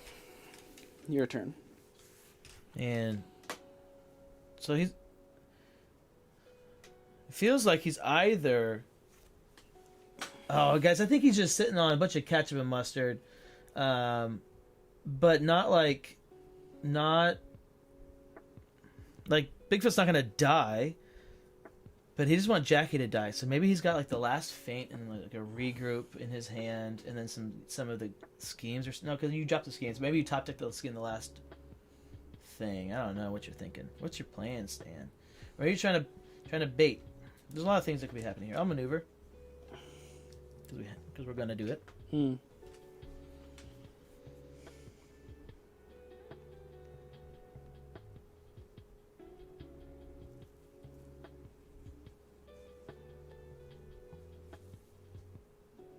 Do we care about the jackalope? 1, 2, 3. Do we care about the jackalope at all? Do we care about Jackie at all? 2 passes, 2 damage. Maybe. I'll boost with a spidey sense. We'll see if he has the last feint. And then I will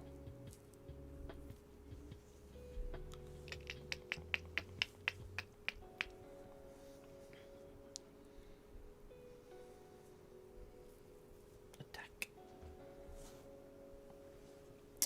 We are going to play the last feint because I bet he's not expecting it. Gosh dang it. He was expecting it. Yeah, I got him with my little talkie, guys. We got him with the little talkie. You did. You son of a gun. All right. We killed him. I forgot he was at 4 health. I thought he was at 5 still. Savagery for the W. So that's a huge blow, guys. That's a Yeah. huge blow. It's 2 of my passes gone. And then dead cards in your hands. And now. dead cards now. That's big. Yeah, so that's not great. You had him. You just top decked the last one? No, I didn't actually. But you had it though. What? Never mind. Just keep. No, I don't know. No, don't tell me. Never mind. We're not going to talk about it. We're not going to talk about how painful it's been not using ability and not hitting jackalope schemes. That was the trade-off. That's the trade-off kind of. Sometimes you're digging for jackalope schemes to just get the damage, and that's probably what I should have done in hindsight, is just dig for cards and know that he's going to have to deal with 4 more damage. He's going to have to play his heals at some point, and then he's going to have to deal with 3 6s. But here's the deal, and this is what he's, I think, really... This is what looms in your head as a Bigfoot player, which is every time you lose the game, it comes down to did you use your ability? Did you use your ability too many times? Yeah. And it's always like, I should have used it 1 time less. But in this case, it feels like, oh man, if he just used it 1 time, we will not know. We'll see. If he top decks jackalope horns here, I think then yes, you should have used it 1 time earlier on in the whole thing. So I'm going to maneuver. It didn't happen. Okay, cool.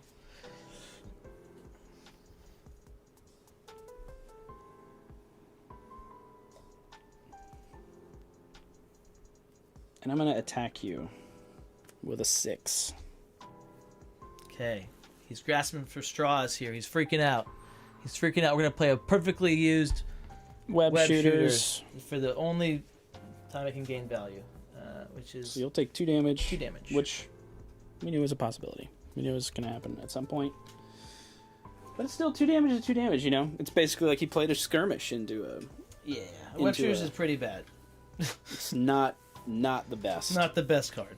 I will... What's the order deck counts at? I think I'm at 11.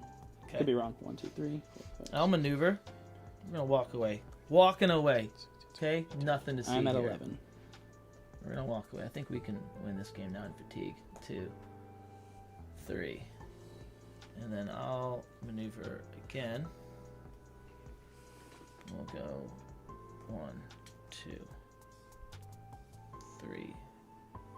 Your turn. So he's down to 10.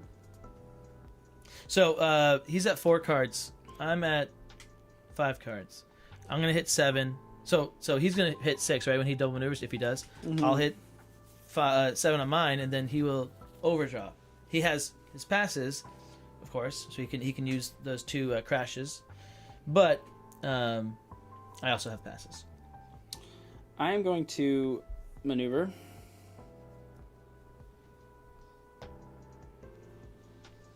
Maneuver again. right, so he's coming in next turn. Potentially. Now I am down to 9. Ooh, boy. I will maneuver.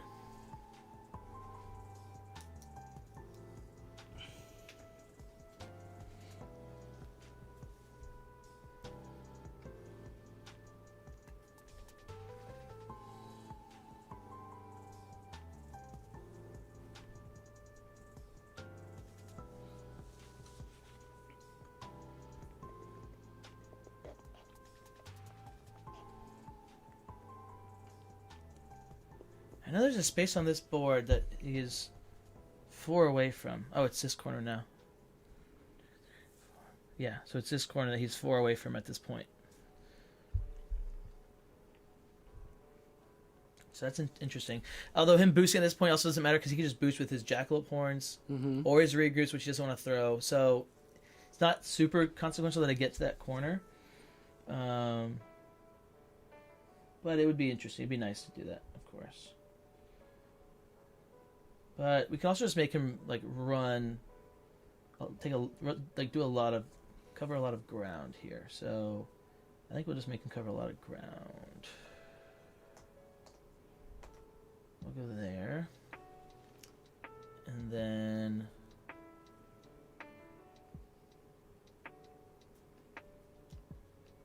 maneuver again, and it's your turn.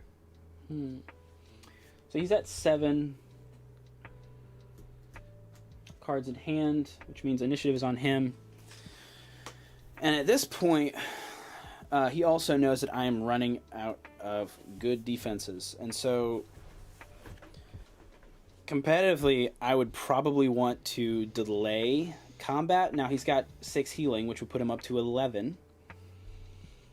But in terms of damage left that he has, he actually doesn't have that much damage left. He's got a disarming shot, which he's now scared to play. He's got a 6. He's got 1 6, and he's got 1 shift. So, and then he's got some thwips, which are just 4 value defense or 4 value attacks. So, delaying combat interaction here, I think, is probably better for me because I think I would win with fewer combat interactions. That's kind of the thought process I'm having right now. Whereas it's a good thought. Actually, it's interesting. I like that thought process. I could go in, and obviously, like if he has the passes, that's great. But I also have cards that I'm willing to ditch potentially. So we will see. I don't know. This is going to be interesting. I am going to maneuver. So I'm going to go far away. Farther away. So that if he wants to get me, he's going to have to boost. And then I'm actually going to maneuver again.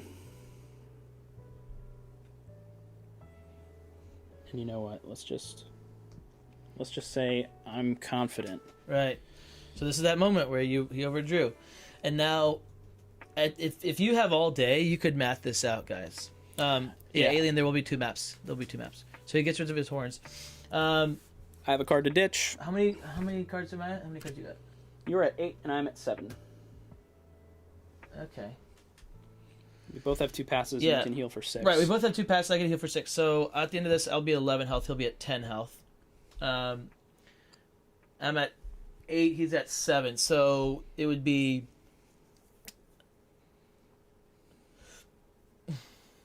We can just go down. So it'd be 6 for me. Well, sorry, let's just... Yeah, it's my turn now. So I'll go down to 6. You go down to What are you 5. talking about? Yeah, 6, 5. 6, 5. So 6, 5, and then it'd be 4, 3, and then it'd be 2, 1, and then it'd be at 0, and he would now take 2 damage. So now he is at 8 health. And he'd be at 11. I'm at 11. So, and then I would go down 4, down to 6, or sorry, 7. He would go down to, what did I just say you were at? So you're at 8, so now you're going to go down to 4. Mm-hmm. And then I would go down to... So you would die first. I would die first. So if I... But... We actually mapped it out. Right. In terms of combat interactions too, Am I going to go in before I have 0 cards in deck? Probably. Probably going to go in. I might just try to be creating space and forcing him to, Right. you know, But if he doesn't have the passes because as well. of that, though, we're gonna maneuver, and then we're gonna just we'll go there, and then we'll just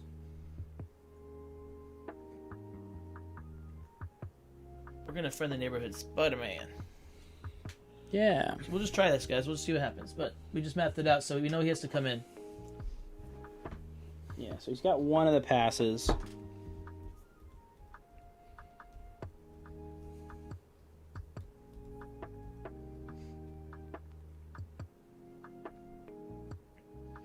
So now he's got 2 choices. Well, right, so he had the overdraws.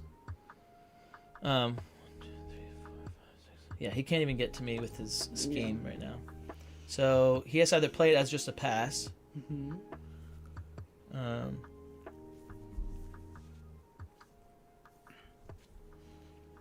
Yeah, this can happen. This can happen. So now we don't know. You're down to 6. 6 cards in deck. No, I was at 8. So now I'm at 7. Oh, no, you're right. You're so right. Because you passed. I forgot. I thought you did one more. Okay, so... Let's make sure that's all right, too. Yep.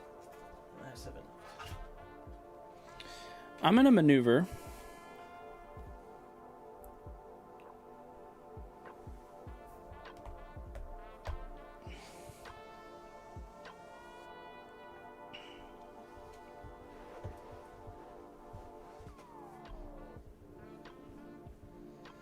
And then I am going to play this as a pass. And I'm going to go here, I think.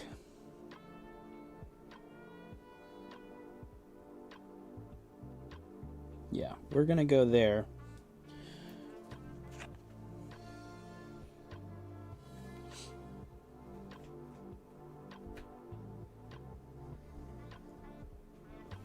And so now, if he has the other friendly neighborhood Spider-Man, he would probably just play it. I'll maneuver.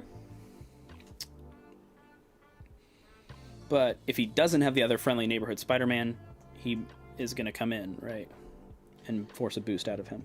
I'm going to play this. Because it don't matter. I'm not playing, I'm boosting, sorry. Boosting with it. Boosting with it. Okay. We'll boost to right there. And then I'll attack. Okay.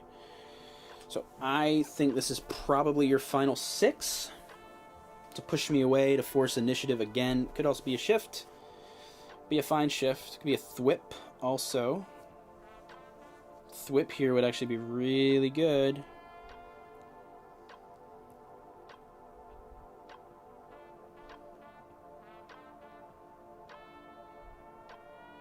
Yeah, 6 here would also guarantee push me away. So I think because of that, we are probably going to skirmish here. And just think that's probably that. Ooh, disarming shot. Yay. So I did not want to draw cards, but I knew you'd have to respect the attack. Yeah. Makes sense.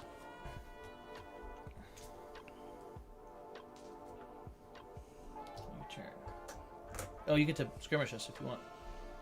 I will not be skirmishing you. Okay. That means he's swinging, boys. I am going to attack you with a 4. 4. So, savagery makes the most sense again.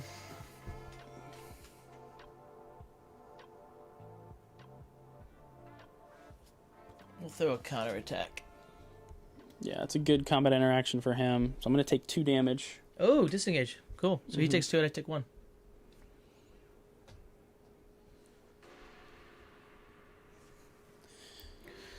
He's looking to get attacks as like a passing, so that's kind of the way he's going for there. But the damage I got in was better.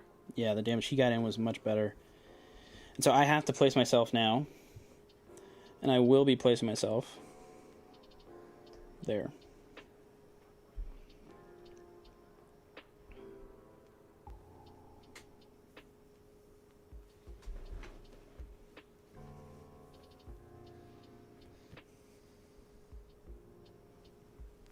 yeah, this is a matchup that you could. Hey, Mick Cash or Mick Ash or M Cash. I'm gonna attack you with a 6. Attacking with a 6. So we definitely web shooter here. Mm-hmm. So good value for him. So he's only gonna take 2 damage from that. And it is your turn. Alrighty. I will attack. Yeah, so this feels... this is interesting. What do we think this is? Maybe a thwip? Gonna thwip away? Gonna follow us?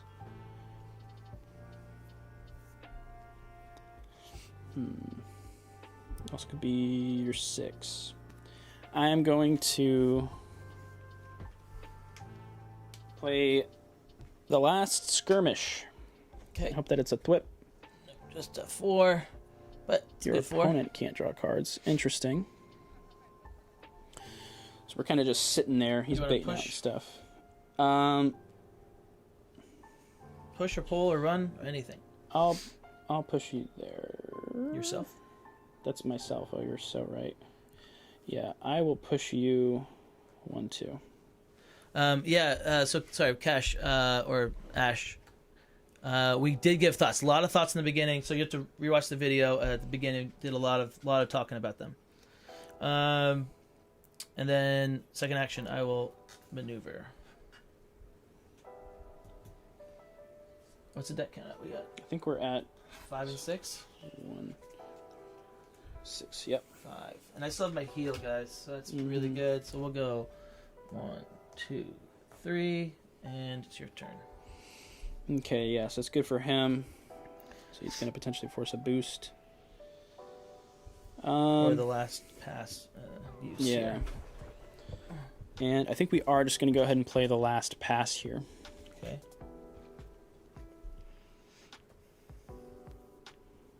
And I'm going to go there. And then we are going to attack him with a 3. That's right, you got Momentuses. He's not thinking about the momentous I shit. forgot about this. I'll counterattack you. So we'll both take 2. Yep. This is looking pretty bad, guys. Looking a little scary there. But he's got no cards. So that's wild. I will attack. He's probably also throwing a 6 here so he can move me and then shift me potentially.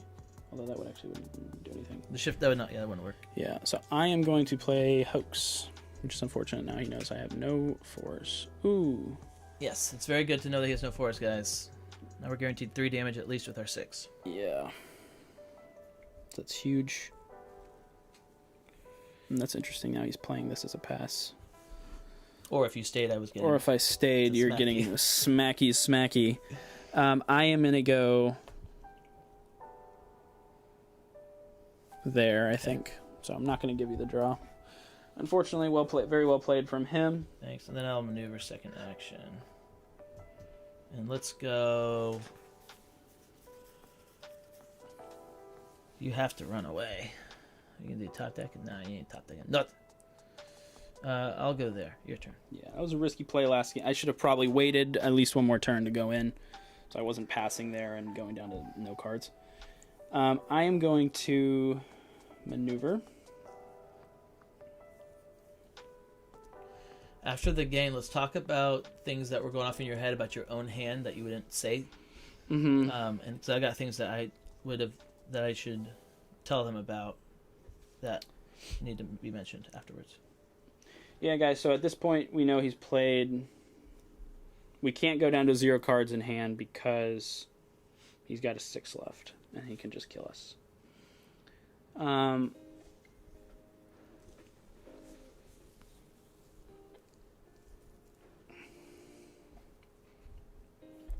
Is it... I forget. Is it Mick Ash or is it M Cash? I think it's Mick Ash, right?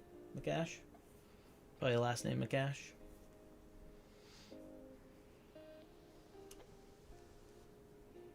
Yeah, it's looking very good for him at this point, guys.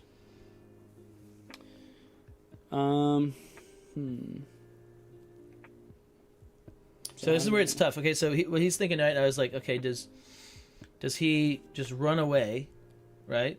If he top decked his, how many do you have sixes left? If he top decks his 6, also, is he thinking, okay, do I just throw it? And then he does have 1 defense that'll keep him alive through that. right, and At I this have point, 4 cards left. 4 cards left. And he's trying to decide, does he run away? Because if he runs away, that could be good for him. But then also, I could just run away the other way, right? I don't know what the deck. I'm gonna maneuver again. So is that going to bring you down to 3? Check your deck. Is it 3 cards or is it 4? I'm at 4. So I already changed it for the first one. Now the question is, do I draw with ability? Because in a long game situation at this point, it's a little too close. It's a little too close. I think we just have to try to kill you. So I think I am actually going to draw with ability. I'm going to go down to 3, and we can talk about that later. We can talk about that as a play later and see what he is going to do. All right, your turn. I will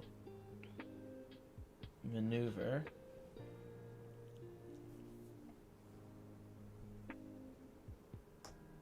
Those jackalope horns are really hurting right now. Not getting those off. Mm-hmm. I'll attack. All right, and we're gonna play a shift, which he knows I'm gonna throw, and he's gonna 6. So I'm gonna take 3. Mm-hmm. I'm gonna push you away to there. Yeah, that makes sense. Which totally checks out. Yeah. So my if I had the damage, and it's like, okay, if I had the 6, his block values can't change, right? I mean, he could get rid of. I guess I could wait till the shift is gone, but it's like, it's guaranteed damage. Let me get it, put a little more pressure on him, and push him away because I need to. I want him further away. I don't want him attacking me twice, right? I never want him attacking twice.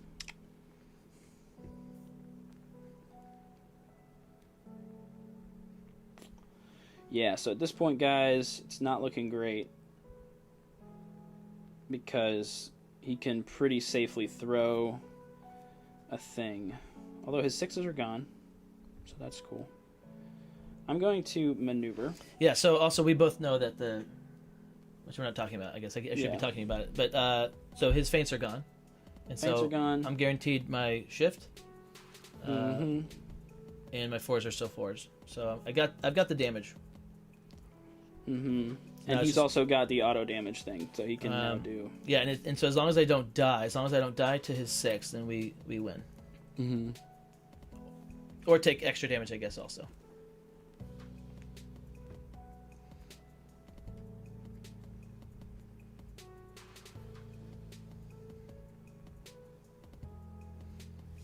So we're gonna maneuver. We're gonna go there. We're going to maneuver again.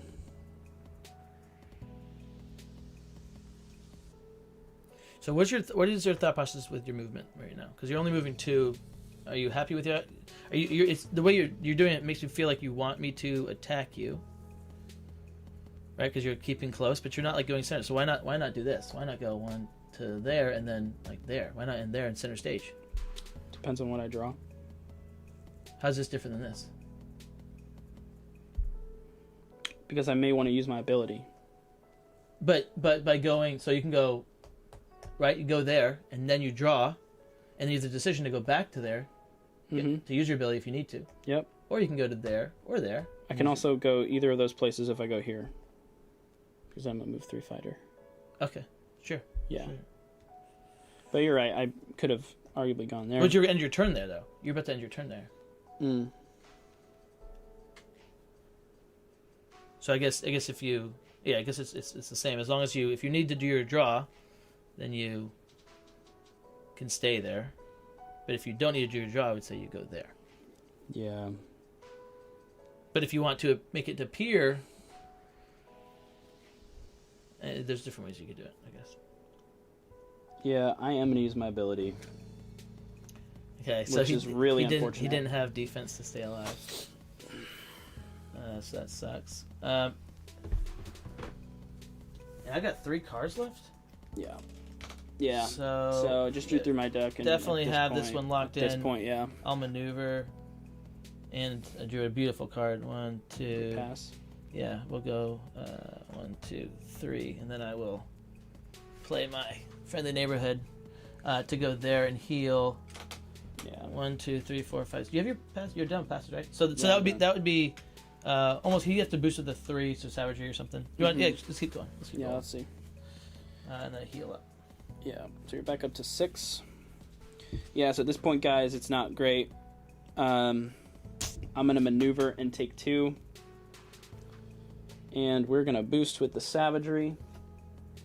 And unfortunately, our win condition was our last card, our larger than life. And he's probably going to have the other web shooters. So now why your last card? You don't need it there then. You can maneuver and then attack with it. My hope was that you came in, attacked me, and then I got to double attack you. I guess you would never do that. Right, because you had 0 cards. Because I'm 0 cards in And I had 3 cards. Okay, Mm-hmm. okay, I got you. So I'm going to attack you with this. And you did a good job just baiting out my good defenses, Thanks. basically. And actually, I do have the web shooters, but we're going to counterattack. And just kill me. Because you can safely do that. Yay. And you'll take 3, and I'll go down to -1. I'll take 4. Oh, sorry, 3. Oh, yeah. Yeah. Cool. Yeah, played. good game. That was fun. Yeah. That's fun. Guys, it's not great. I hope you for guys. Bigfoot, I honestly. hope you guys got to. I hope that was helpful. I think that's pretty cool. I'm glad we got to do that. Losing Jackalope was definitely the biggest misplay. Fainting there and thinking that you wouldn't throw the 6. But great job knowing that like that damage is you're gonna save yourself 4 points of damage and 2 passes. Well, and you were at 4 and you thought you were at 5. Health. Right. Exactly. Which was like a big. That's just double checking. Yeah, double check. That's the game, right? That was what winning the game for sure. So, okay, guys, when I walked over here, at some point. And my plan was I was just gonna drop to 7. I was gonna stay over there, and then like the turn after I went over there, he came in. Okay. Now I happened to draw my heal. I didn't have it, but by me walking over there, it at least makes him think that I have the heal. And still tempts him to come in, especially because we just mathed out the condition of the game, which was he has to come into me because of what we just established, right? So because of that, me walking over there, that worked out. Now, if I hadn't drawn it, I still would have been fine. I think the next turn I probably would have had to maybe, if he had stayed here and said no, I'm not coming, I still would have probably stayed because we just mathed it. I'm not coming in. But you could start thinking about what happens is you don't want to just. There are times when you're trying to math it out and then you're wrong. One, that's really important not to be wrong. But if you, let's say that I'm at, I don't know, whatever. Let's say I'm at 3 health and he's at 2 health. Okay, 2 health, and he draws his last card. But then he maneuvers in, and he knows that he's guaranteed 3 damage over an attack I can throw, or a defense I can throw.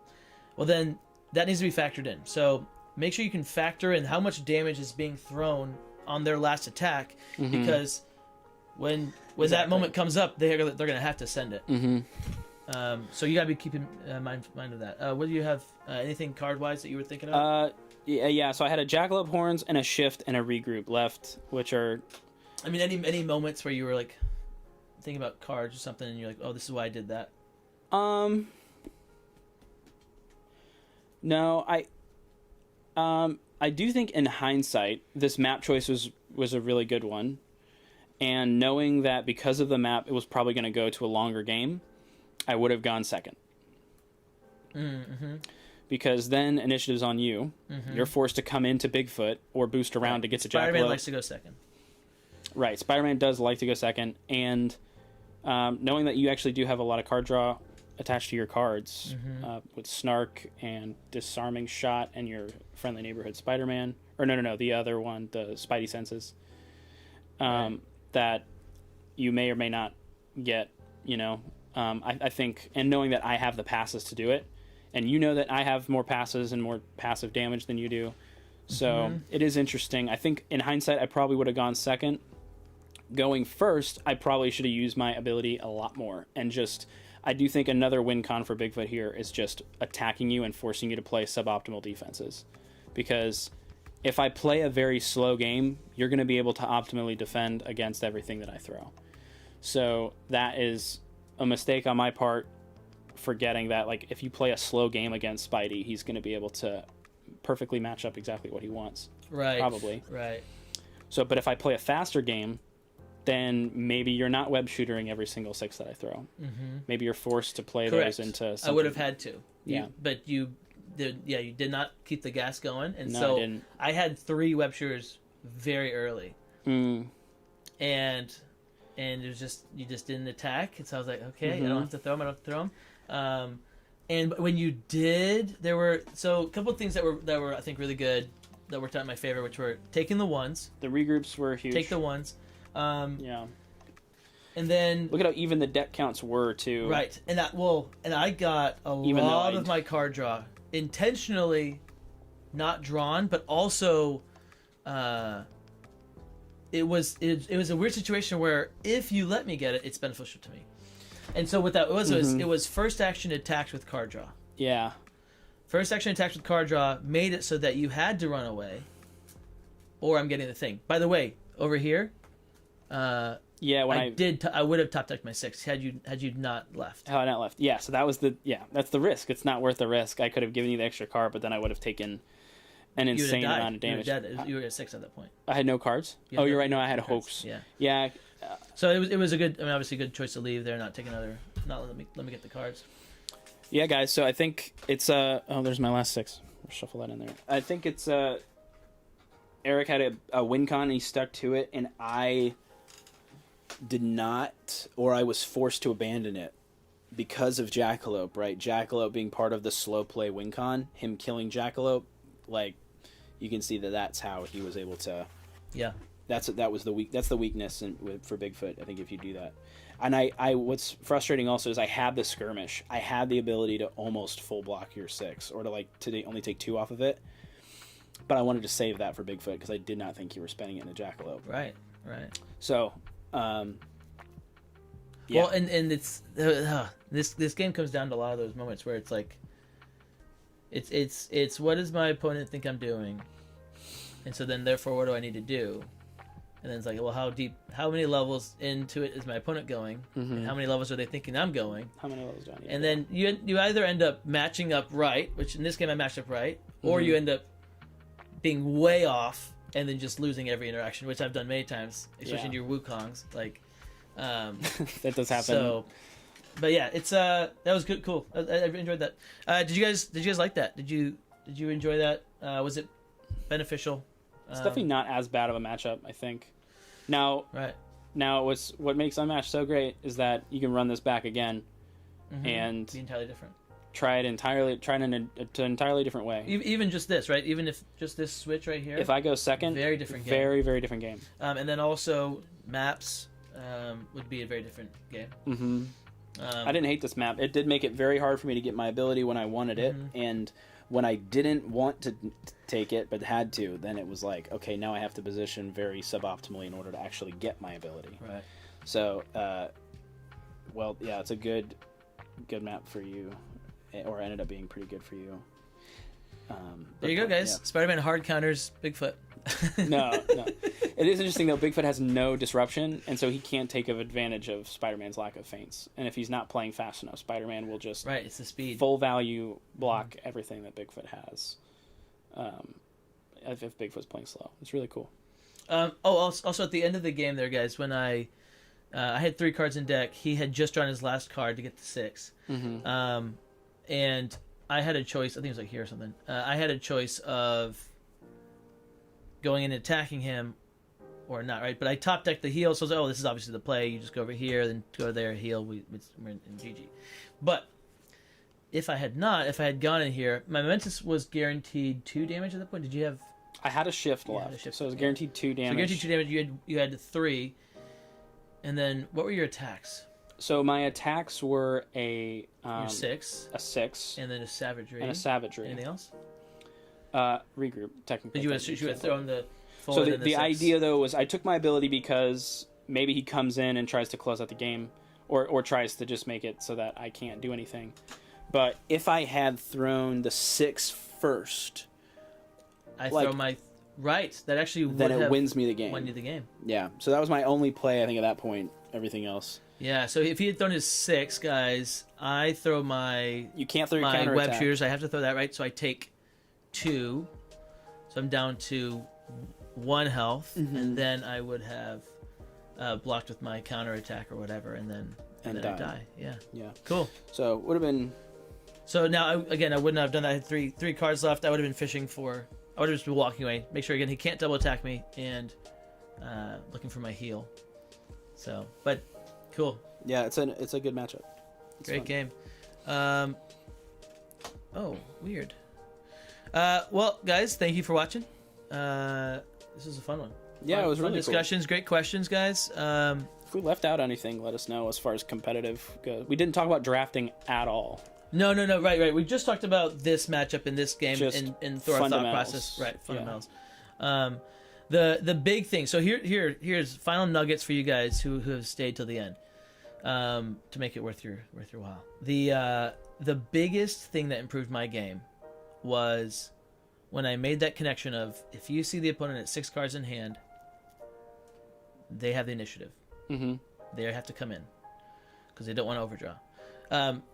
Now it's not always because you have schemes. You have right. We talked about that, but look for that. Look for 6 cards in hand. That's the biggest thing that will help improve your game when you start thinking about that. Center stage was the very first thing that helped my game, which was like, oh, don't just chase them. If they run over here, don't just run over them. there. It That's so doesn't actually stupid, help you. right? Inkmaster, thank you so much for the $2, man. Thank you. And so yeah, don't follow. Don't go follow. You go find center stage. These little guys. Again, go to the-unmatched.club. You can find all the maps, all the center stage things there. Really cool stuff.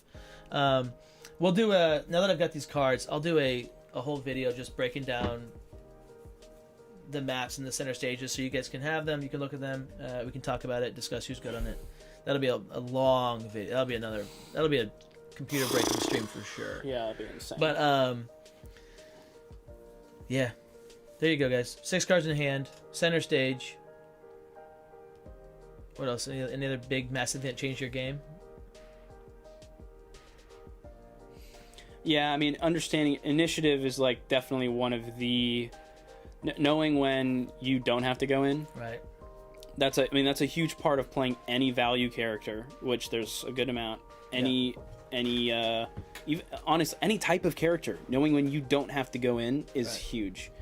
And if your opponent does not know that, then it usually leaves an opening. Either they needed to go in and they don't, and so you win, or they didn't have to go in and they decided to go in and then gave you the opening that you needed, right? So yeah, definitely that. And then small positioning things is definitely like getting better at center stage is a huge part of that, but then understanding optimal positioning for the turn after this turn. So setting yourself up for the turn you're going to take after you maneuver in an attack, right?